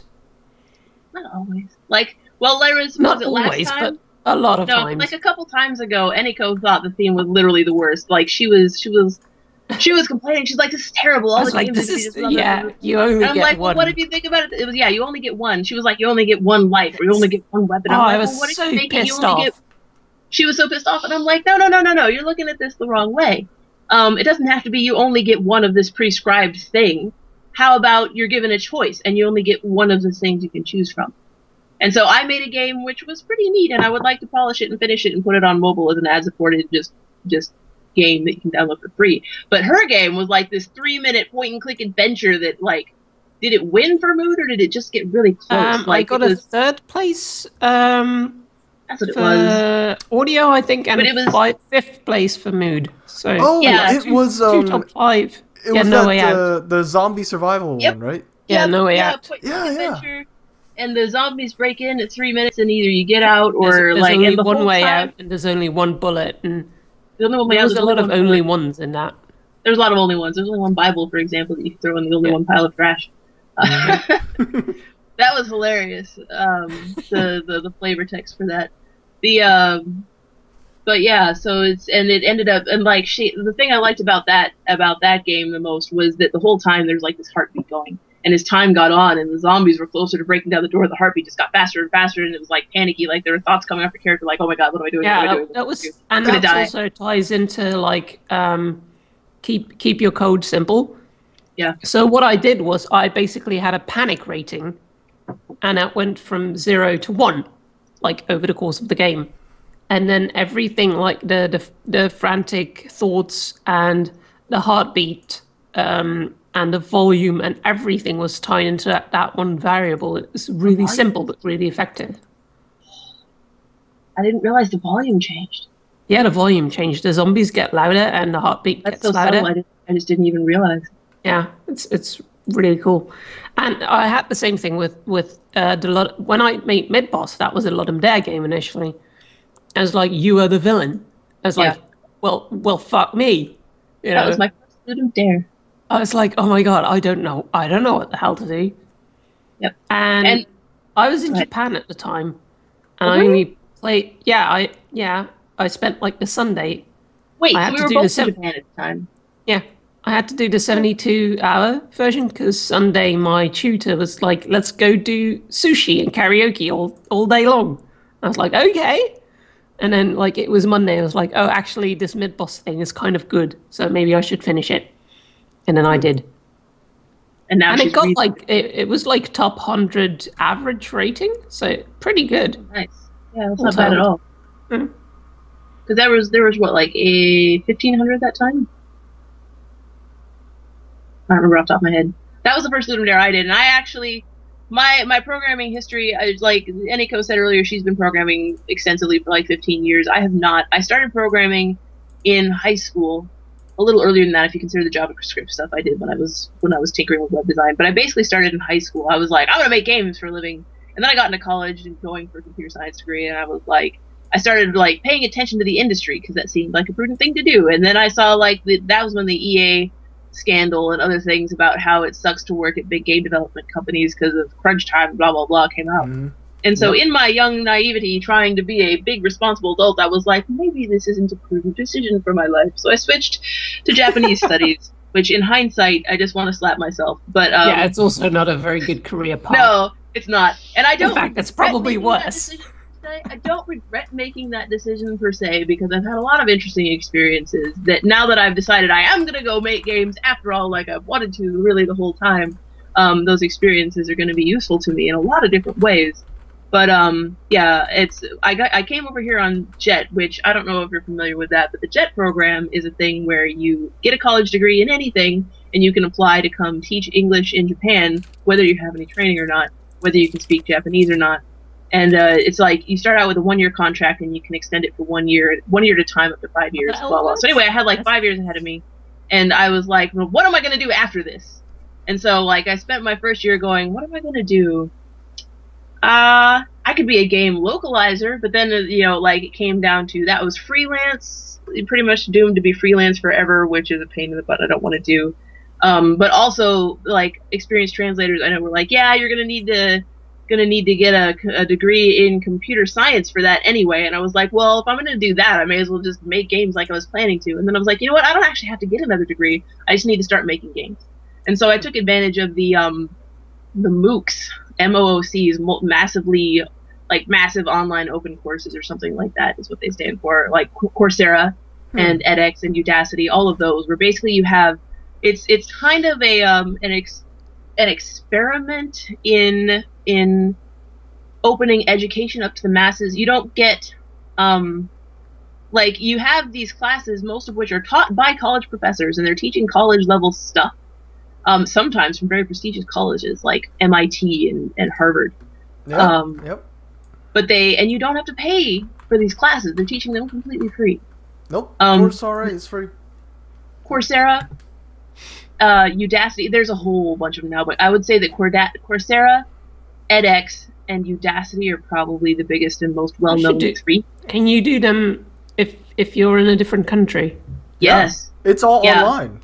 It's all online. Oh, cool. And I actually, when I decided that I was going to just reteach myself programming and start making games and just build up a portfolio and go that way, I started. That's the best way. Yeah, exactly. Like it's better than getting a degree, and it's free. Game development degree is useless. Like a programming degree is good, but a game development degree is. Yeah, exactly. And anyway, like I mean, I already have a degree, and I was stupid, and so I've got way more college debt than I want to talk about. But I decided to go the portfolio route, and so I started taking an edX course that was being taught by MIT professors. Which, speaking of the multiple countries thing, the only person in the class who got 100% on everything was a 12-year-old kid somewhere in Africa. I don't know which country in Africa, but he was in like some third world country in the middle of Africa, barely had working internet, and he was the only person who got. They were like, you know what? You should come to MIT. We will pay your fare. Oh my god, like, really? That's amazing. Yes. Yeah, so some like junior high school, upper elementary school kid got a free ride. Oh my god, Eindhoven. That's there's so many interesting things. Most of the MOOCs, and I've taken some really good ones. Like I took one on just structural sounds so weird every programming, time you say MOOCs. and there's because I think of minions.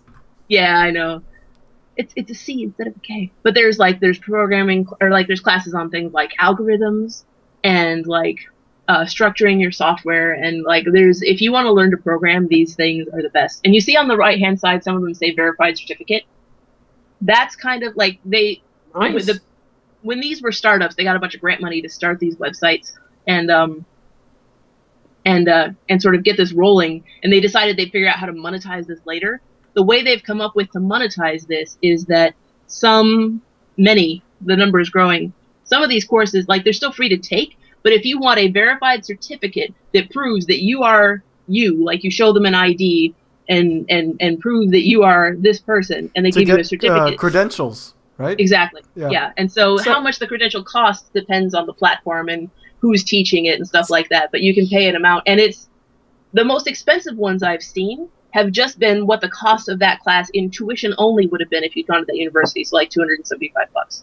So to get back to game development, I do actually have a question for you, because you say that you want to make games. Related to game development. If people are trying to start up, then that's why I went into this so much. it was kind of like. But anyway, I've kind of lost my question now. No, I have it again. Okay, it's all good. Still got it. Okay. So you say you want to make games professionally, right? Mm-hmm. You don't want to go into business for yourself. I know that much. Nope. I'm very happy to be an employee for somebody else. So I'm wondering, because right now you're basically not a game dev as much as you are a game journalist, and I'm wondering how you see that career path like merging into game development, and what being a game journalist, how that helps you get into game development, like break in connections. I don't know. Well, connections is easy. I go to these game shows like Bit Summit. Bit Summit is awesome. Plug. I actually help run. Okay, let me back up. I got into this game journalist job because I went to Bit Summit. The first Bit Summit, I volunteered to help, and I didn't have any connections at the time, really, so I was like, I can write. Here's some examples of my writing, but I don't really have an outlet to put it on. And so the person who started Bit Summit, James Mielke, he connected me with indiegames.com, and that's how I started writing for them in the first place. But having gone to a couple of Bit Summits and to one Tokyo Game Show for indiegames. I don't go to Bit Summit for indiegames.com. I look for things to write for as well while I'm helping run the thing, which I'll be doing again here in July. But I've made a lot of connections with developers, just and over email too. Like I know way more people now than I did before, which that of course is definitely going to be valuable when I go around looking for jobs. But the job itself, my job is to analyze video games and look at how their mechanics and their narrative work together or don't, and what creates an engaging experience, and what prevents an experience from being engaging. Like, what about this game? Like maybe I love this game, but what would make someone not love this game? Like, the way I see my job of reviewing games is to try to help audiences and games find each other. Matching audiences and games find each other. So I have to look at these games and analyze what makes the game special and unique. Like, why would you play this game versus that other game that looks exactly like it? What are the pros and cons of how they've decided to create the UI or the input and stuff like that? And then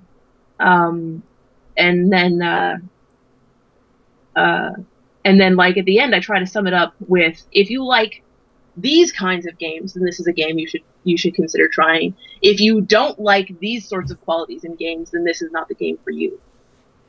And I think it's not just you've told me before. It's not just whether a game is good, even.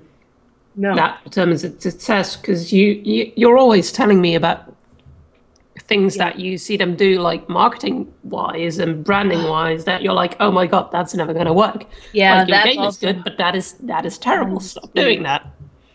Yeah, and there's that too. Like, if I do ever end up changing my mind about running my own business and make games or whatever, or even if I work for an indie company and it's only 3 of us, and I'm the one that, because of my press experience, I wonder how you arrived at the number 3.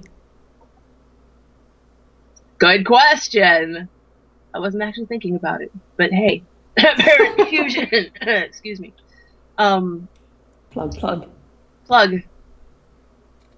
Plugs have 3 prongs. Oh, anyway, they can rather. They can. Anyway, they can, not necessarily do. Hey, that's one prong too many. It depends on where you are. Where does the third one go? Third one is like I don't want to know. Oh, right, no, I know. Yeah, okay, I got it. Yeah. Do we need to draw a diagram? Okay. Yeah, I got it. This is Eniko has neatly segued into the thing that I wanted to definitely talk about on this, which is the common mistakes that I see.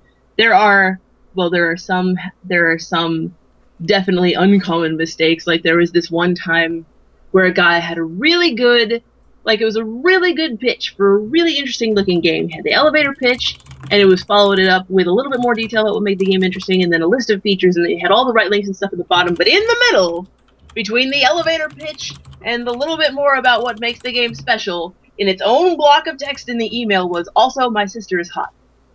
What? What? That's what I said. And that's what all the other editors said. Just like in the middle, completely no preface, no suffix, like no prefix, no suffix, just also my sister is hot. All by itself. And it was just like, I just deleted the email. I don't remember who the dev is or what their game is. I wouldn't want to mention them if I remembered because, like, I don't want to get them more attention. And I think the others felt the same way because of the time zone difference. Like, I'm in Japan, Konstantinos is in Greece. We had a guy in Britain at the time, and then another person in the United States somewhere, right? So we all get up at different times of day, and marketing errors, yes. So like I tweeted, wow, I just got like the worst, like pro tip, pro game dev tip, don't mention that you have a hot sister. Yeah. I wasn't that specific. I was just like, don't make direct mention of women as objects to be given to like, I don't remember what I tweeted, but I was just like, don't do that. And then like the next person woke up and they were like, wow, I just got the worst pitch ever. Another person woke up. I actually had this. Also, my sister is hot in the middle. Like, we all just, like, got on Twitter and were like, what the F? What the hell? There's also the other one that I pitched at you because someone asked me, like, they were doing this Kickstarter, and I pitched it at you to see if you could help them. Yeah, and there was the video thing. That was one of those things that it was so sad. Their Kickstarter video was absolutely terrible. It was all talking heads. It was really boring. The GIFs farther down the page that you couldn't see at the beginning showed the game off really well, but even worse than that, like I said this to Eniko at the time, but their video is boring. They should just have some footage of the game, because if I can tell from these GIFs, that would be enough. Yeah, but then you found footage of the game. Yeah, in their and it was amazing.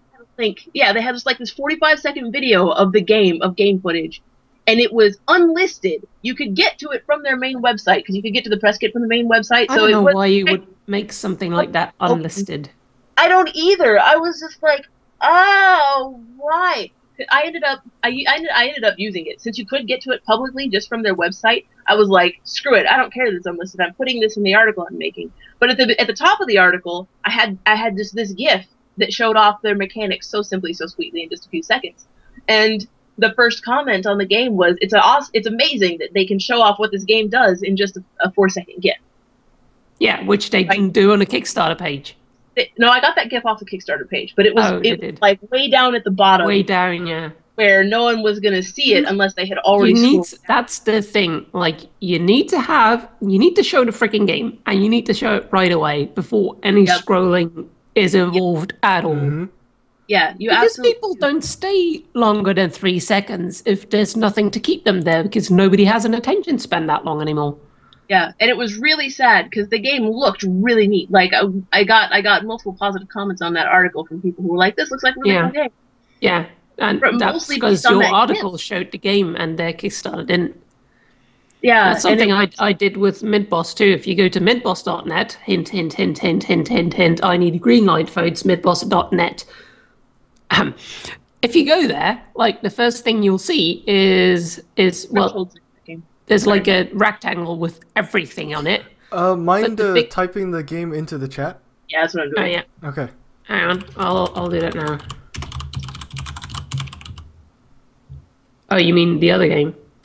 I don't know. Yeah, the good game that had the horrible. Oh, the good pitch. game, not my game, but the good game. No, that's not what. That's not what I meant. Okay, and you I'm know going. it. Bye. You've never kickstarted your game. That's true. True. Yeah, see? That's the one I was talking about. I don't have a link for the other one. Anyway, the first thing on Midboss is like, I wanted to put the trailer on there right in the, like, big, right there trailer. But I know people might not click on the trailer right away. It might be to, I don't know, whatever. And just go away before they hit the trailer. So what I did was I put an animated GIF where the trailer needs to be with like a transparent play overlay. And then if you click the play overlay, it plays the trailer over the animated GIF. And I did that. So even if you're not already playing the trailer, you have an animated image of the game showing the core possession mechanic. So the instant anyone comes to the page, they know what the game, they can see what the game is about. And it's so powerful. Yeah, animated GIFs don't underestimate the power of animated GIFs ever. Like, those are...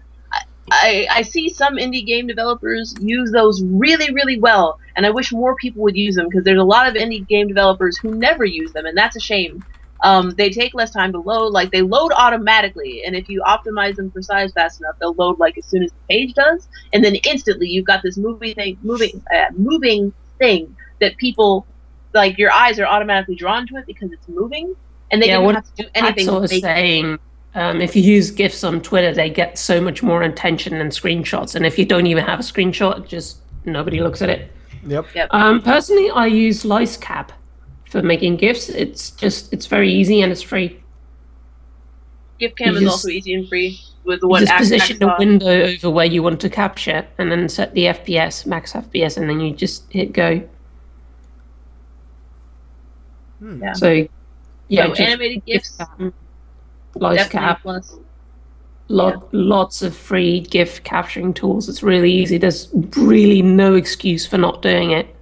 And actually, if you upload a trailer to YouTube, YouTube now has GIF capturing tools embedded in the share tools on YouTube. If you have a trailer on YouTube already, yeah, they implemented that fairly recently. So you can just take your trailer that you already have on YouTube and make a GIF from it. I don't know if they make good optimized GIFs, because I haven't played with it much. Right, but that is an option. I mean, the ones on Twitter are also really bad, because you have like the GIF compression, which compresses it into an 8-bit color space, and then they turn it into a freaking video, which desaturates the image and also adds horrible compression artifacts on top of the fact that you just compress it to 8-bit. Yep. But still, it works, so it's better don't be a dumbass and use it. Yeah, GIFs, lots of GIFs. Show people, because that's one thing I've learned, and this is part of the reason that Let's Plays and YouTube first impressions have taken off so well. There are some people who are like, oh, the written video game review is dead, and I disagree, because I don't want to watch first impressions most of the time. But I do. Especially if your game... Hello? Unique. Lena's turning into a robot. Sorry.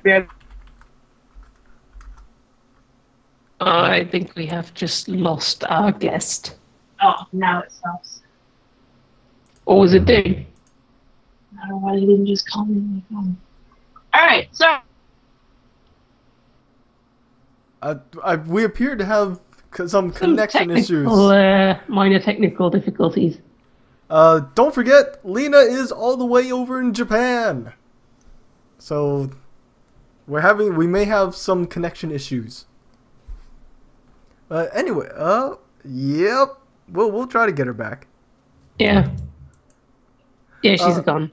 She is dead. Dead as a doornail. Oh no. We've lost our Japan connection. Nah, it's not a tsunami. She's not at a coast. Are there like giant robots attacking or something? If I was plotting a giant kaiju. Yeah. Oh damn! It'd be like internet eating kaiju. Oh my god, that would be the worst kaiju. Yep. So were there like was it an internet eating kaiju? If so, it was outside. I didn't see one. Ah, damn. I forget what I was saying. The ringy sound was too. What happened to your internet? I don't know. It just went down for a moment. Like Skype went down, and I couldn't even text to say Skype went down. Not text, but type in chat. What was I saying? I forget. GIFs. It was after GIFs, wasn't it? We were beyond GIFs. Yeah, something about YouTube in a written review. Oh yeah. Yes. Okay. So some people say that the written review of games is dead, and I don't really believe that, because I don't really want to deal with those myself, or to deal with YouTube impressions all the time. Sometimes I do want them. But one thing I have learned is that if you have a really unique game, a game that does something that no one's done before, that's really hard to describe in words. Yeah. Like, I mentioned before that sometimes there'll be a game where I literally take like half the day to write an article, and that's rare. That doesn't happen that often. And usually it's a game that I really want to talk about because it's doing something really cool, but then it's like, oh god, how do I explain this? And in a case like that, especially, you want there to be some kind of video footage, GIFs, like GIFs really help get the point across. Even with easier concepts though, like Mid-Boss's possession mechanic. Yeah, it doesn't have to be a complicated or a completely brand new thing for GIFs to make a difference, not in the least. But especially if you have a complicated or brand new thing, GIFs make a huge difference. And it's it would be very nice if developers took advantage. And I don't say this as in like I'm complaining, it's just like it would be nice to see, because the two most stressful things about writing for indiegames.com, one, there's no way I could cover all the cool games that come across. Like, if you write us and we don't cover your game, it's probably not because your game was bad or uninteresting. It's because it just got overshadowed by something we thought was cooler.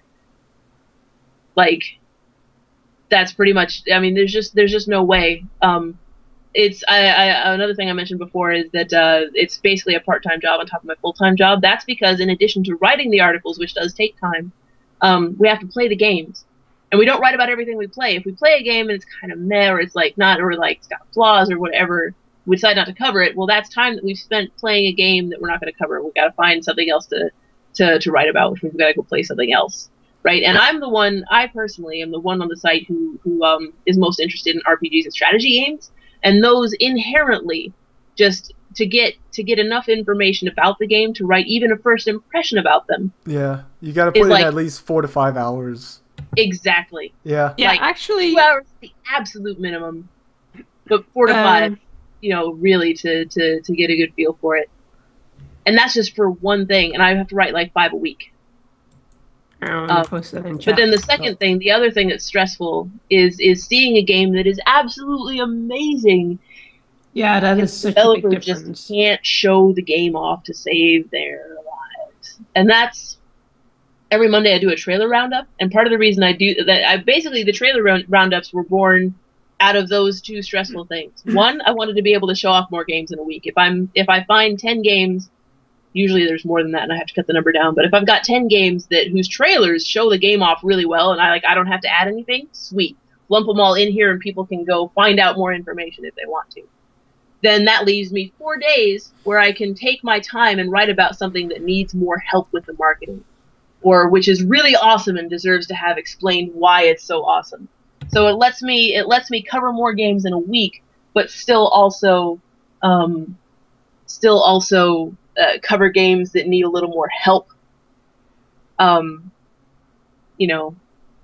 pretty much, I should put period instead of Okay. So my next tip, have a good trailer. Yep. I tried. Yeah, I thought your trailer was fine. Like some people don't like the cheese. They're like, "Oh, get a better narrator," and it's like, you do realize we were playing the cheese for laughs. Yeah. Yeah. That's a damn. They don't realize it. It's like, dude, humor, sense of. I could have done it, straight faced. Yeah, that would have been boring. Yeah, but we weren't going for that. In fact, I was supposed to be like what, 1950s narrator. Yeah. Yeah, 1950s, like old timey. Yeah, old timey radio jock. The thing is, though, even if they're like, oh, that was really cheesy and I didn't like it at all, well, at least it left an impression. I mean, we could redo it with a straight face version, but I don't think it'd be that much fun. Screw haters. There's always haters gonna hate.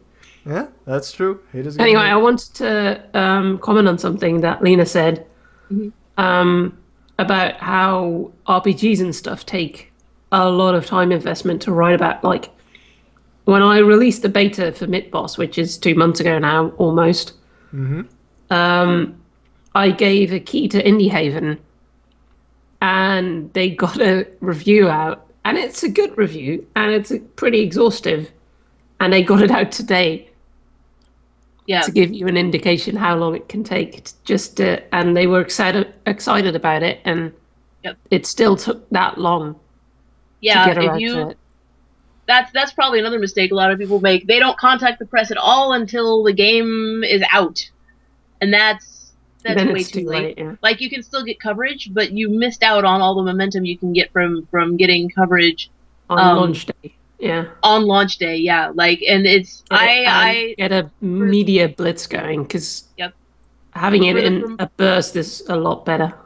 Yeah, for the and especially like if you're lucky enough to have your game on Steam on launch day, or even if you're just doing a Steam launch in general, getting a lot of purchases and downloads is what's going to get you up ranked up on the front page in the new popular releases, and that happens best if you have a lot of media coverage around your game leading up to it and right on or after launch.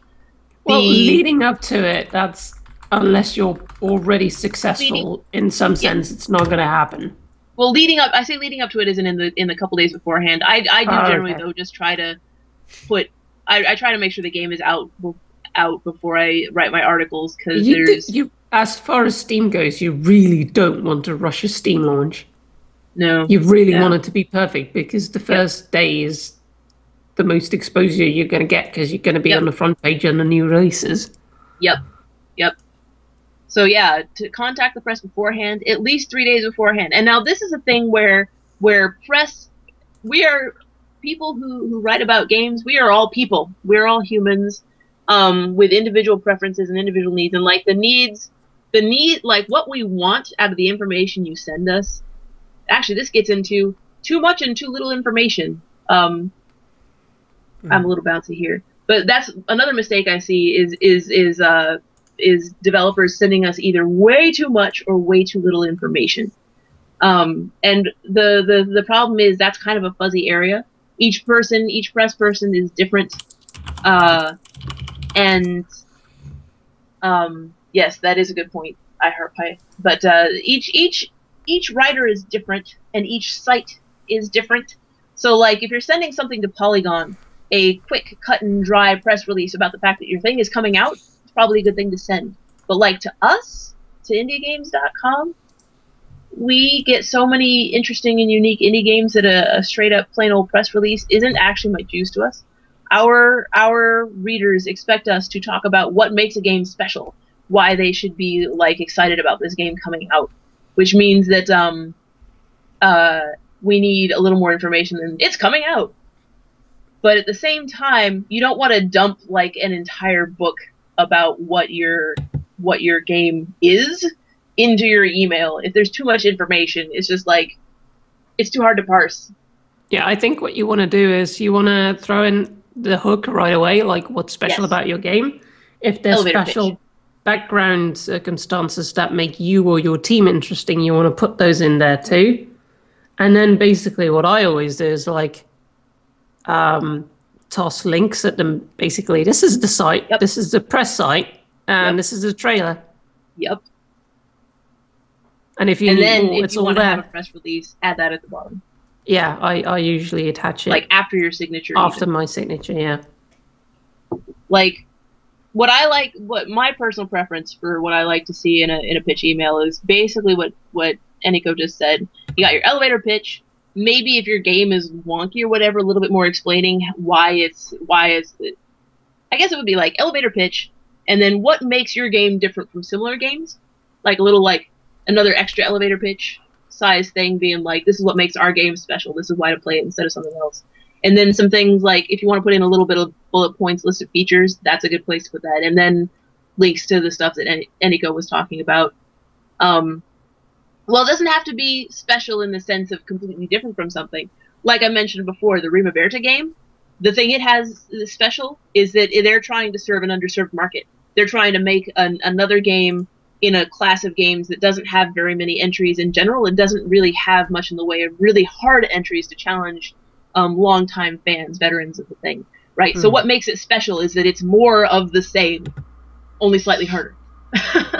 And that's like... Well, it doesn't take much different to make your game it's special. Like more of the same in a small niche. Exactly, yeah.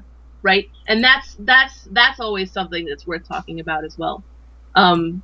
Jeff Vogel, I think I got his name right, the guy who makes the Avernum and Abaddon games. That's all he's been doing for the past 20 years. He's been making computer RPGs that are super long and have, really interesting settings and characters and stuff.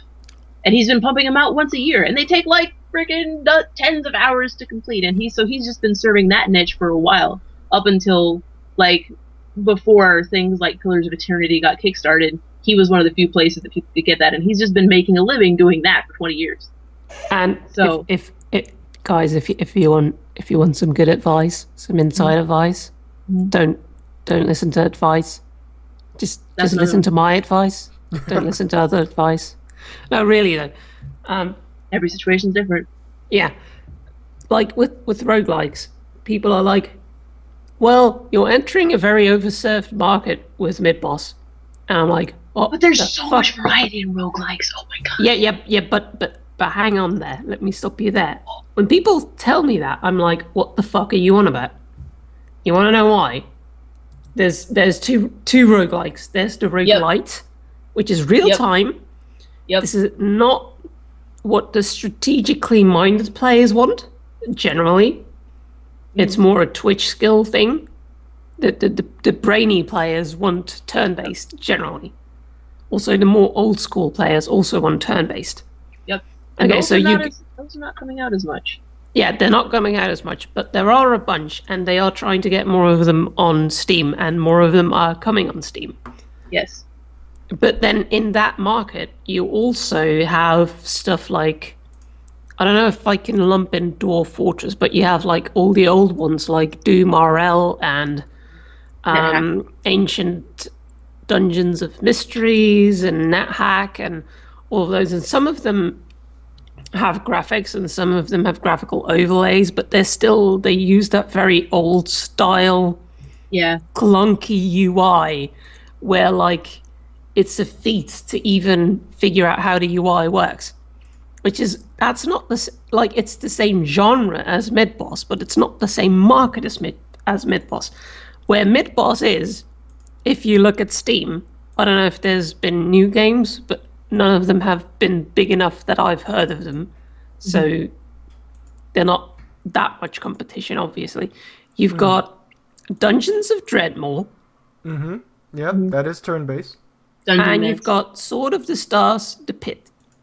Is that turn-based? That's turn-based. Oh, I must be thinking of something different then. Okay. Sproggywood. Sproggywood? Sproggywood. It's got a harder mode, but it's sort of it's based on Finnish mythology. It's a story-driven one, so you have a series of, how do I put this? It's story-driven, so there's a campaign. You go to this area and then that area. Yeah, but then it's a different game again. It's a different market. each area is kind of like a different variation. It is when you go into an area, it is an old school roguelike. It is like turn-based, and everything moves when you move. But each area has its own qualities. Like you'll find certain kinds of enemies in this area and certain kinds of enemies in that area. And actually, Tales of Majihal is also coming. But again, Tales of Majihal is also, I believe, in all the roguelike with all the UI, which most people who are not already into roguelikes are not that interested. Yeah. So I have people in the industry telling me that the competition for mid-boss is fierce. But then I have actual players telling me, well, I can only stretch Dungeons of Dreadmore and Sword of the Stars, The Pit so far. It's like, if you know what market don't let people tell you where your market is, because they're probably wrong, is my point. Yeah, take everything you hear with a grain of salt. And I'm talking, even if Sproggywood is in my market, that's only 3 other games on Steam that do what mid-boss does. It kind of is, and it kind of isn't. It's very old school, but at the same time, the default mode is not as hard as I think the people who who are interested in mid-boss would be into. And it has other things. Like, you watch the trailer, it's got this town building. It's definitely, the aesthetic is different than what traditional roguelike, actual roguelike fans are into. But the gameplay is definitely more like traditional actual roguelikes. Yeah. But yeah, that's the thing, and you can just cater to a very small audience and be extremely successful. Yep. And if you position yourself and your product in the right way, then that's probably going to work out for you. Yeah. It's just that simple. Yep. From the person who got a degree in business or something like that. Ladies and gentlemen, this is Eniko. And on the other hand, like if you're one of those bandwagoneers who is like, oh, I'm going to do a retro pixel art Metroidvania, it's like, well, good luck, because everyone is doing that. So that also means all the good people are also making really good retro pixel art Metroidvanias. Yeah. You want to compete with Shovel Knight? Be my fucking guest. Yeah. Yep. Nope. Not my thing so much. And it's everything I say should definitely also be taken with a grain of salt, just in general. Like I said, we're all people. We have our own thing. Like, you could have like a pitch that normally would be perfect for me, and if you send it to me at you know, like my day job is teaching English in Japan. I'm very involved with my schools more than most people with my job, which means that when school festival time comes around, the week leading up to the full school festival is brutal. The teachers all stay at school really late and do things, and I usually stay really late and help them with things. And then the day itself, like the day before the school festival, everyone goes to school on Saturday and finishes all the things that they couldn't finish in the previous week. And then on Sunday, there's the school festival, which lasts all day. And then in the evening, the teachers all have a party. Yay, it's over. If you send me anything during that week, I just don't write it. You're not going to look at it, no. Nope. You could have the most perfect pitch, and it's unfortunately you just timed it wrong, and I'm too tired to write anything. I've already told Indie Games that I'm not writing for that week, and sorry. So I mean, there's factors outside of your control.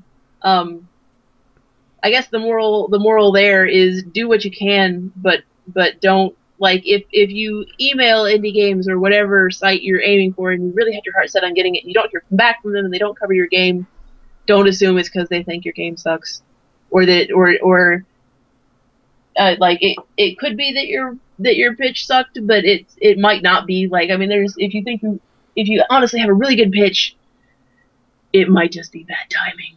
Considering how little email, like, people at offices and stuff get and still don't read their fucking email. Yeah, I get at least. I would you might just miss it. That's true too, and actually, I believe a lot of press people don't actually read all their emails. Which, like, if you work at Polygon, you probably get hundreds of emails a day. Yeah, you look at the subject line. I get a few dozen a day for sure, probably 50 or 60 a day on average. I would say. I can deal with that. I at least open and skim every one, and I watch every trailer, but I'm pretty sure that's not normal. I know that Tim W. Watch every trailer? If you have a few dozen a day, that's like an hour and a half a day. Yeah, assuming each trailer is like 1 minute. That's still a lot of time.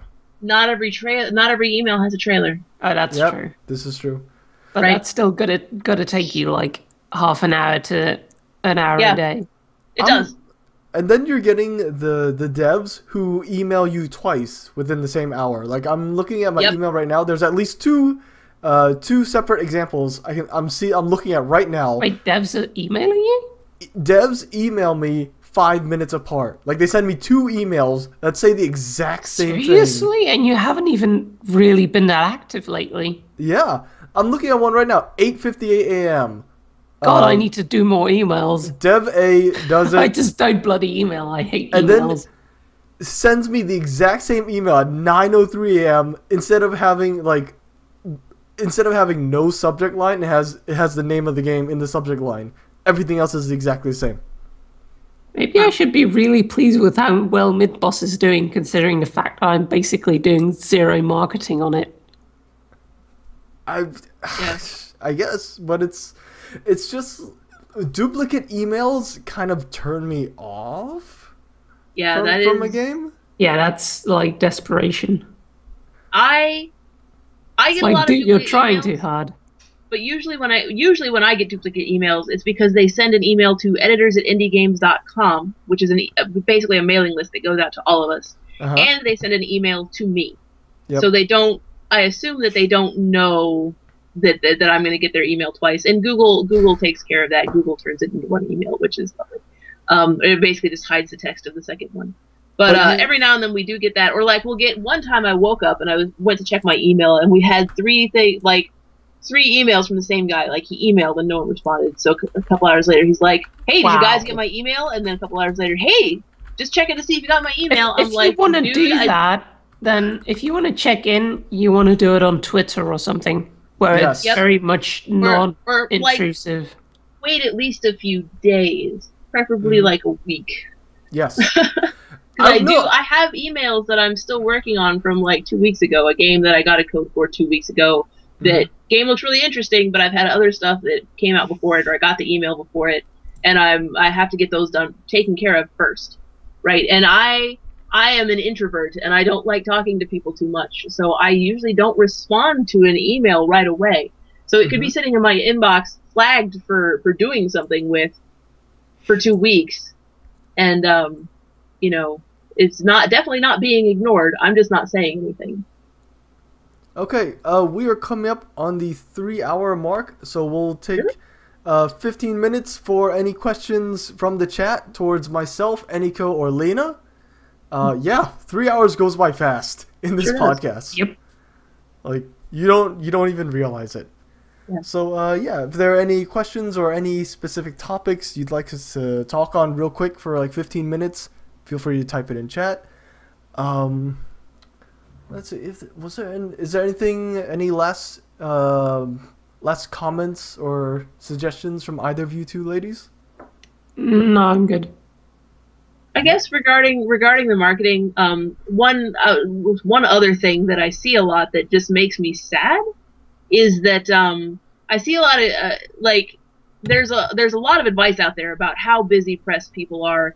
And, you know, you have to make your email with, like, a hook at the beginning, like the sort of stuff we were talking about. Hook at the beginning, interesting subject line, or you're not going to get their attention. And I think a lot of developers feel like, especially indie developers, feel like their game isn't necessarily worth our time. Like, we're so busy, we have so much time, you know, we don't have much time to look at anything.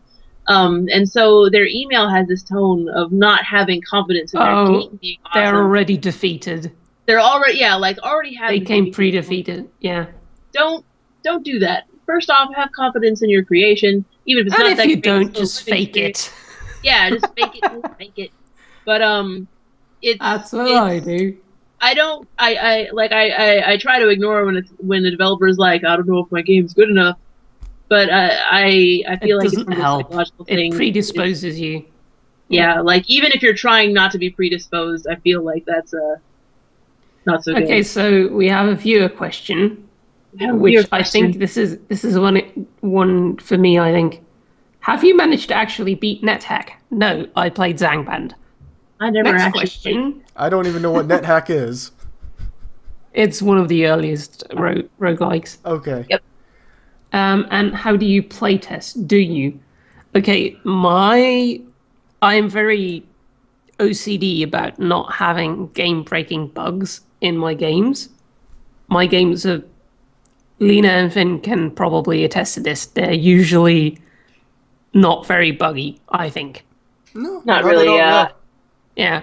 So whenever I change anything, I basically think about everything that could affect, and I test everything that I can think of.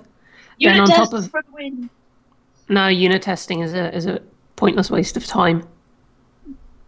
Actually, in a complex system, a unit test can tell you if all the modules are working, but they're probably not going to give you the answer for a complex situation where they're all interchanged and stuff. So that's... I guess if you're doing all the code by yourself, they're a waste of time.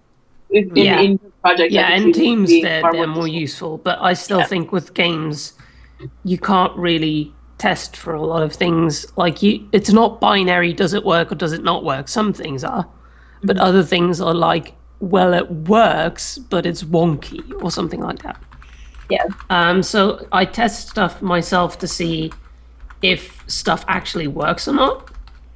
And then I have a QA guy, John Howard, who used to do QA professionally, and he takes pride in breaking games.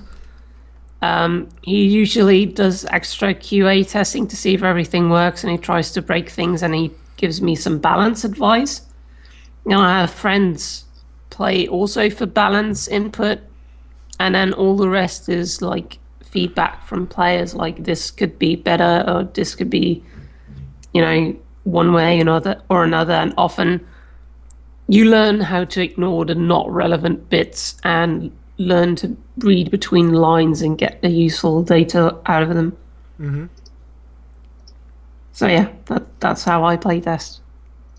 And I play test really when I'm doing game jam stuff, because indie games, I was doing really good at getting practicing the game dev and learning programming languages and stuff until I started working for indie games, and then my time to work on that kind of minimized.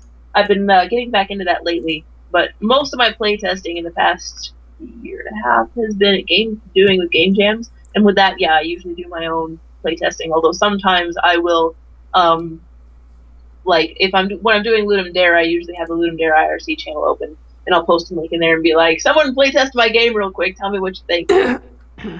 But I haven't, since I haven't done any super big projects, I haven't had to do more than that. Shadow asks, I need to choose and focus on a programming language. Any suggestions? I need to get back into programming, but there are too many choices. I don't have an answer for that because I have the same problem. That's part of why I picked up the Godot engine, because I could avoid answering that question sooner. But I think for what I want to do for the future, like to have the greatest marketability in looking for jobs, what I really need to learn, I think, is C++. That feels to me like it's still kind of industry standard, because it has for big team projects and stuff, is because I feel like that's kind of still what bigger companies want to use, because it works on multiple OSs pretty well, but it's got object-oriented capabilities and some low-level optimization capabilities. So if you're doing a big game, C++ is a good thing. But if you just want to do stuff by yourself, if you want to do it, like if you're just doing indie game stuff by yourself, you can use pretty much anything that you can what you're comfortable with, executable or deploy to whatever platform you want it on. What I could do is do a rundown of all the languages I know and highlight the positives and negatives real quick. That sounds like a good idea. Okay, so we'll start with Lua. Lua is okay, but it's very scripty, and I think it's best used as a scripting language in conjunction with something else. So there's not enough in the base of Lua to really do what you need to, I think, easily. Then there's Python, which is very good, has a very extensive standard library, but it's hard for end users to use. So if your aim is to practice yourself, Python can be very, very good, although the game-making libraries for it are getting a bit dated, I think.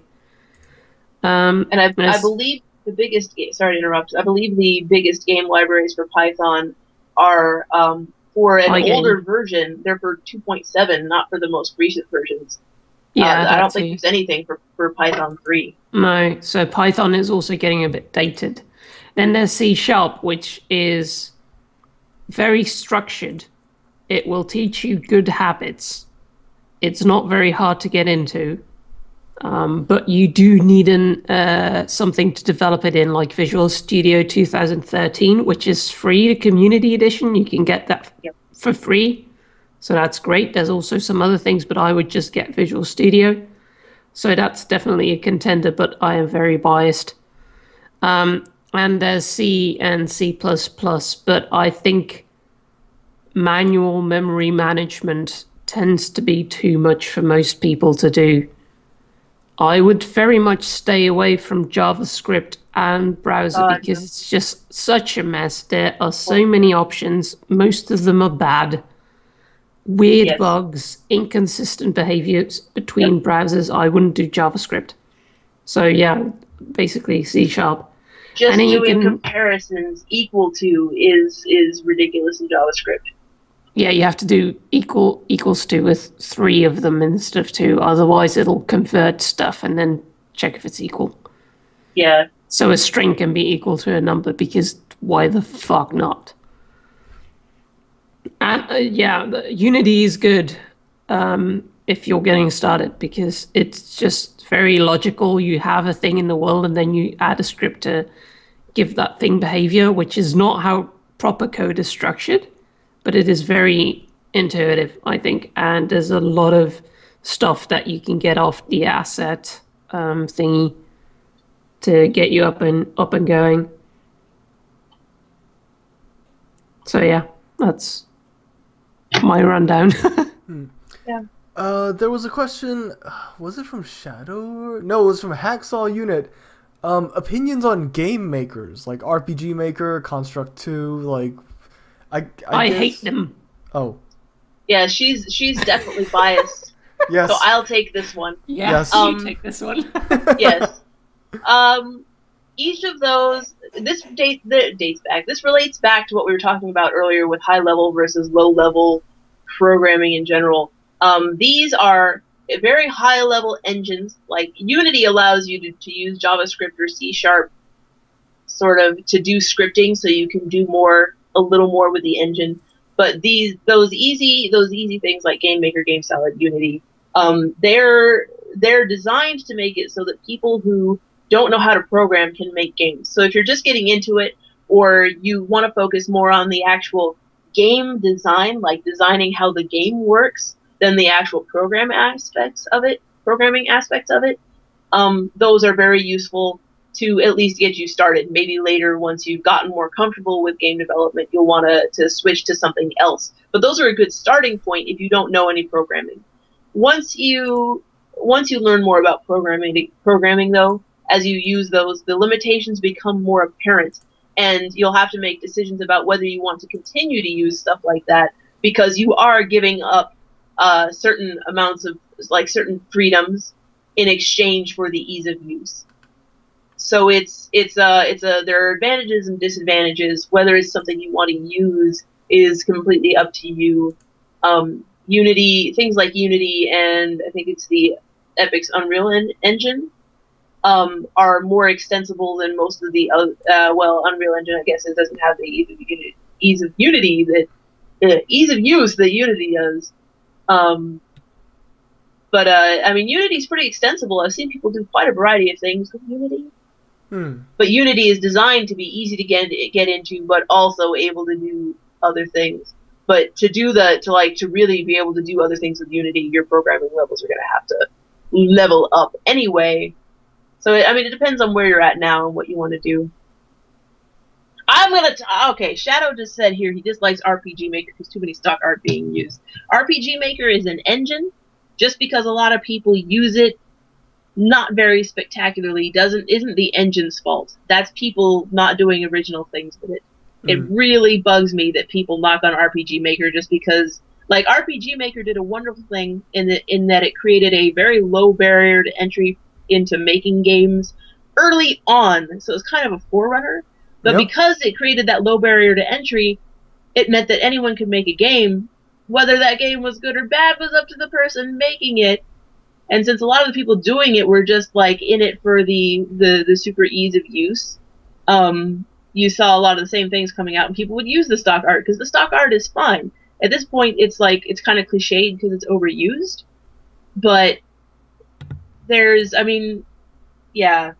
think RPG Maker has a better rep. Use what? Talk 2D and 3D. That used to be like a thing 5 years ago, but I haven't heard anyone mention it in like ages. Then I'm gonna say no. Well, it's still around. I just haven't heard about it. It's probably fallen into the background then. I've never heard of it. Probably, yeah. But then again, 5 years ago, it would have been before I got into this gaming media community, so I've never heard of it. So yeah. So alright, so yeah, no, I have no idea.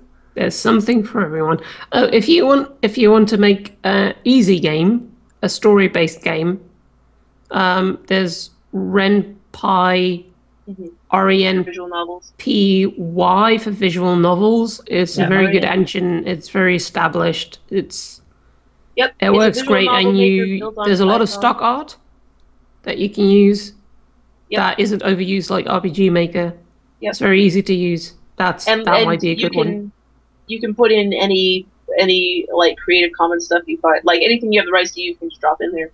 There's another visual novel maker as well called Tyranno Builder Studio, I think it's called. I just came across that one recently. That one's not free like RenPy is, but it has the sort of basic ease of use that Unity has. With RenPy, it's not hard to use, but you do need to learn how to write the scripts and stuff to have everything come up the way you want. So like you do have to learn how to write the things. Tyranno Builder allows you to, if you don't want to bother learning more code stuff, you can just they have like nice neat little blocks that you can drop into place. I want this to be a text box. I want this to change. Let's be honest though.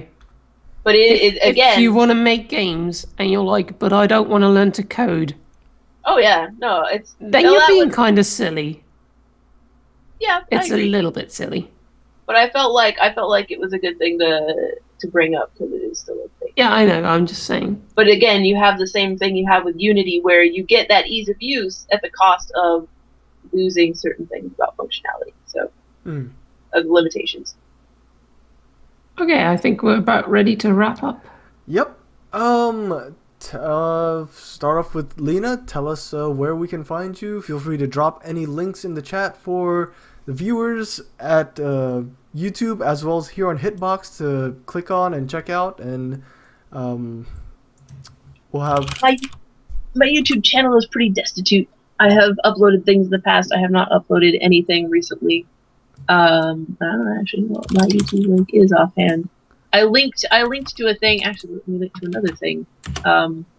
I often write about. Where's the Hitbox tab? I often write about like advice for dealing with the press on my Gama Sutra blog. So that's a place you can find me writing about things. My personal website is up at the top, like there, LenaLeRay.us. I'm on Twitter a lot. Yep. Roby. If you really want my YouTube, just anything that you would prefer for me to put in the description of this video. Yeah, probably the personal website, the Gama Sutra blog. If you just gamasutra.com/blog/Lena LeRay, and Twitter. Pretty much it. Okay. Yeah.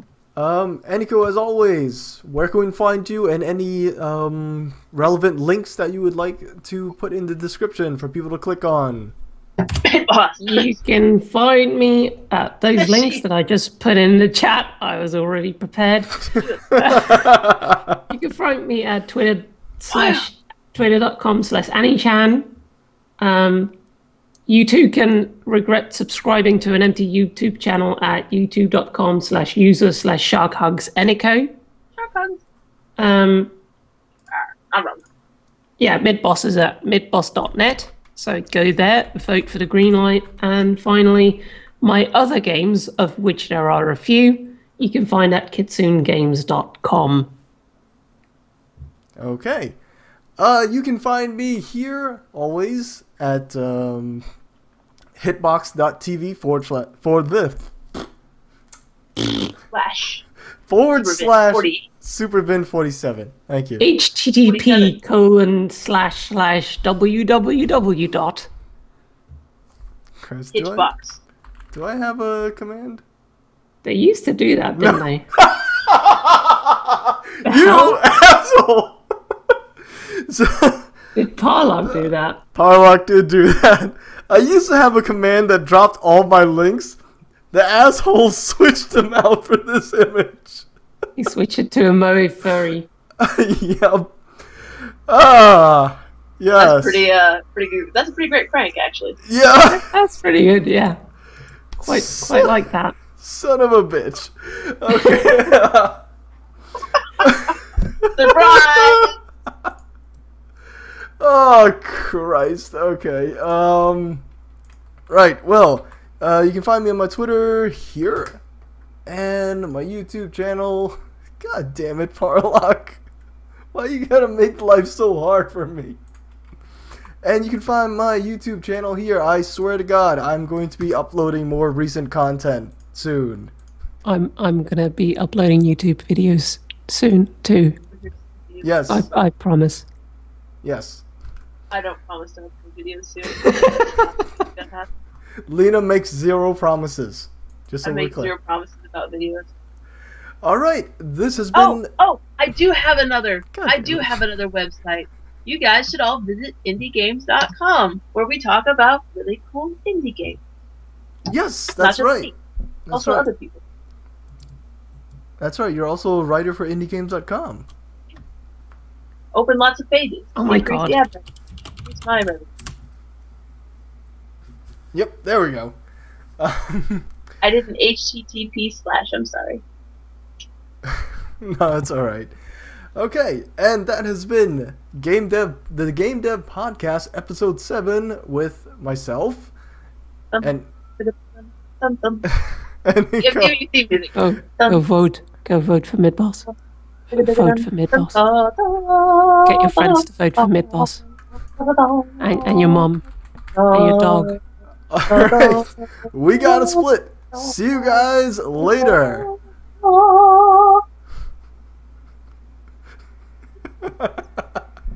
I love that commercial. It was so good.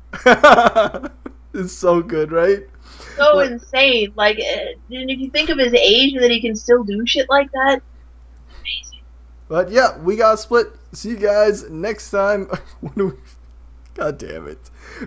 Okay, go vote for Midboss on Greenlight. Go check out Lena at indiegames.com and Gamasutra /blog/Lena LeRay. Vote for Midboss. That too. Don't forget to vote for Midboss. Christ. Big boss. Okay. Okay, and goodbye. Bye. See you.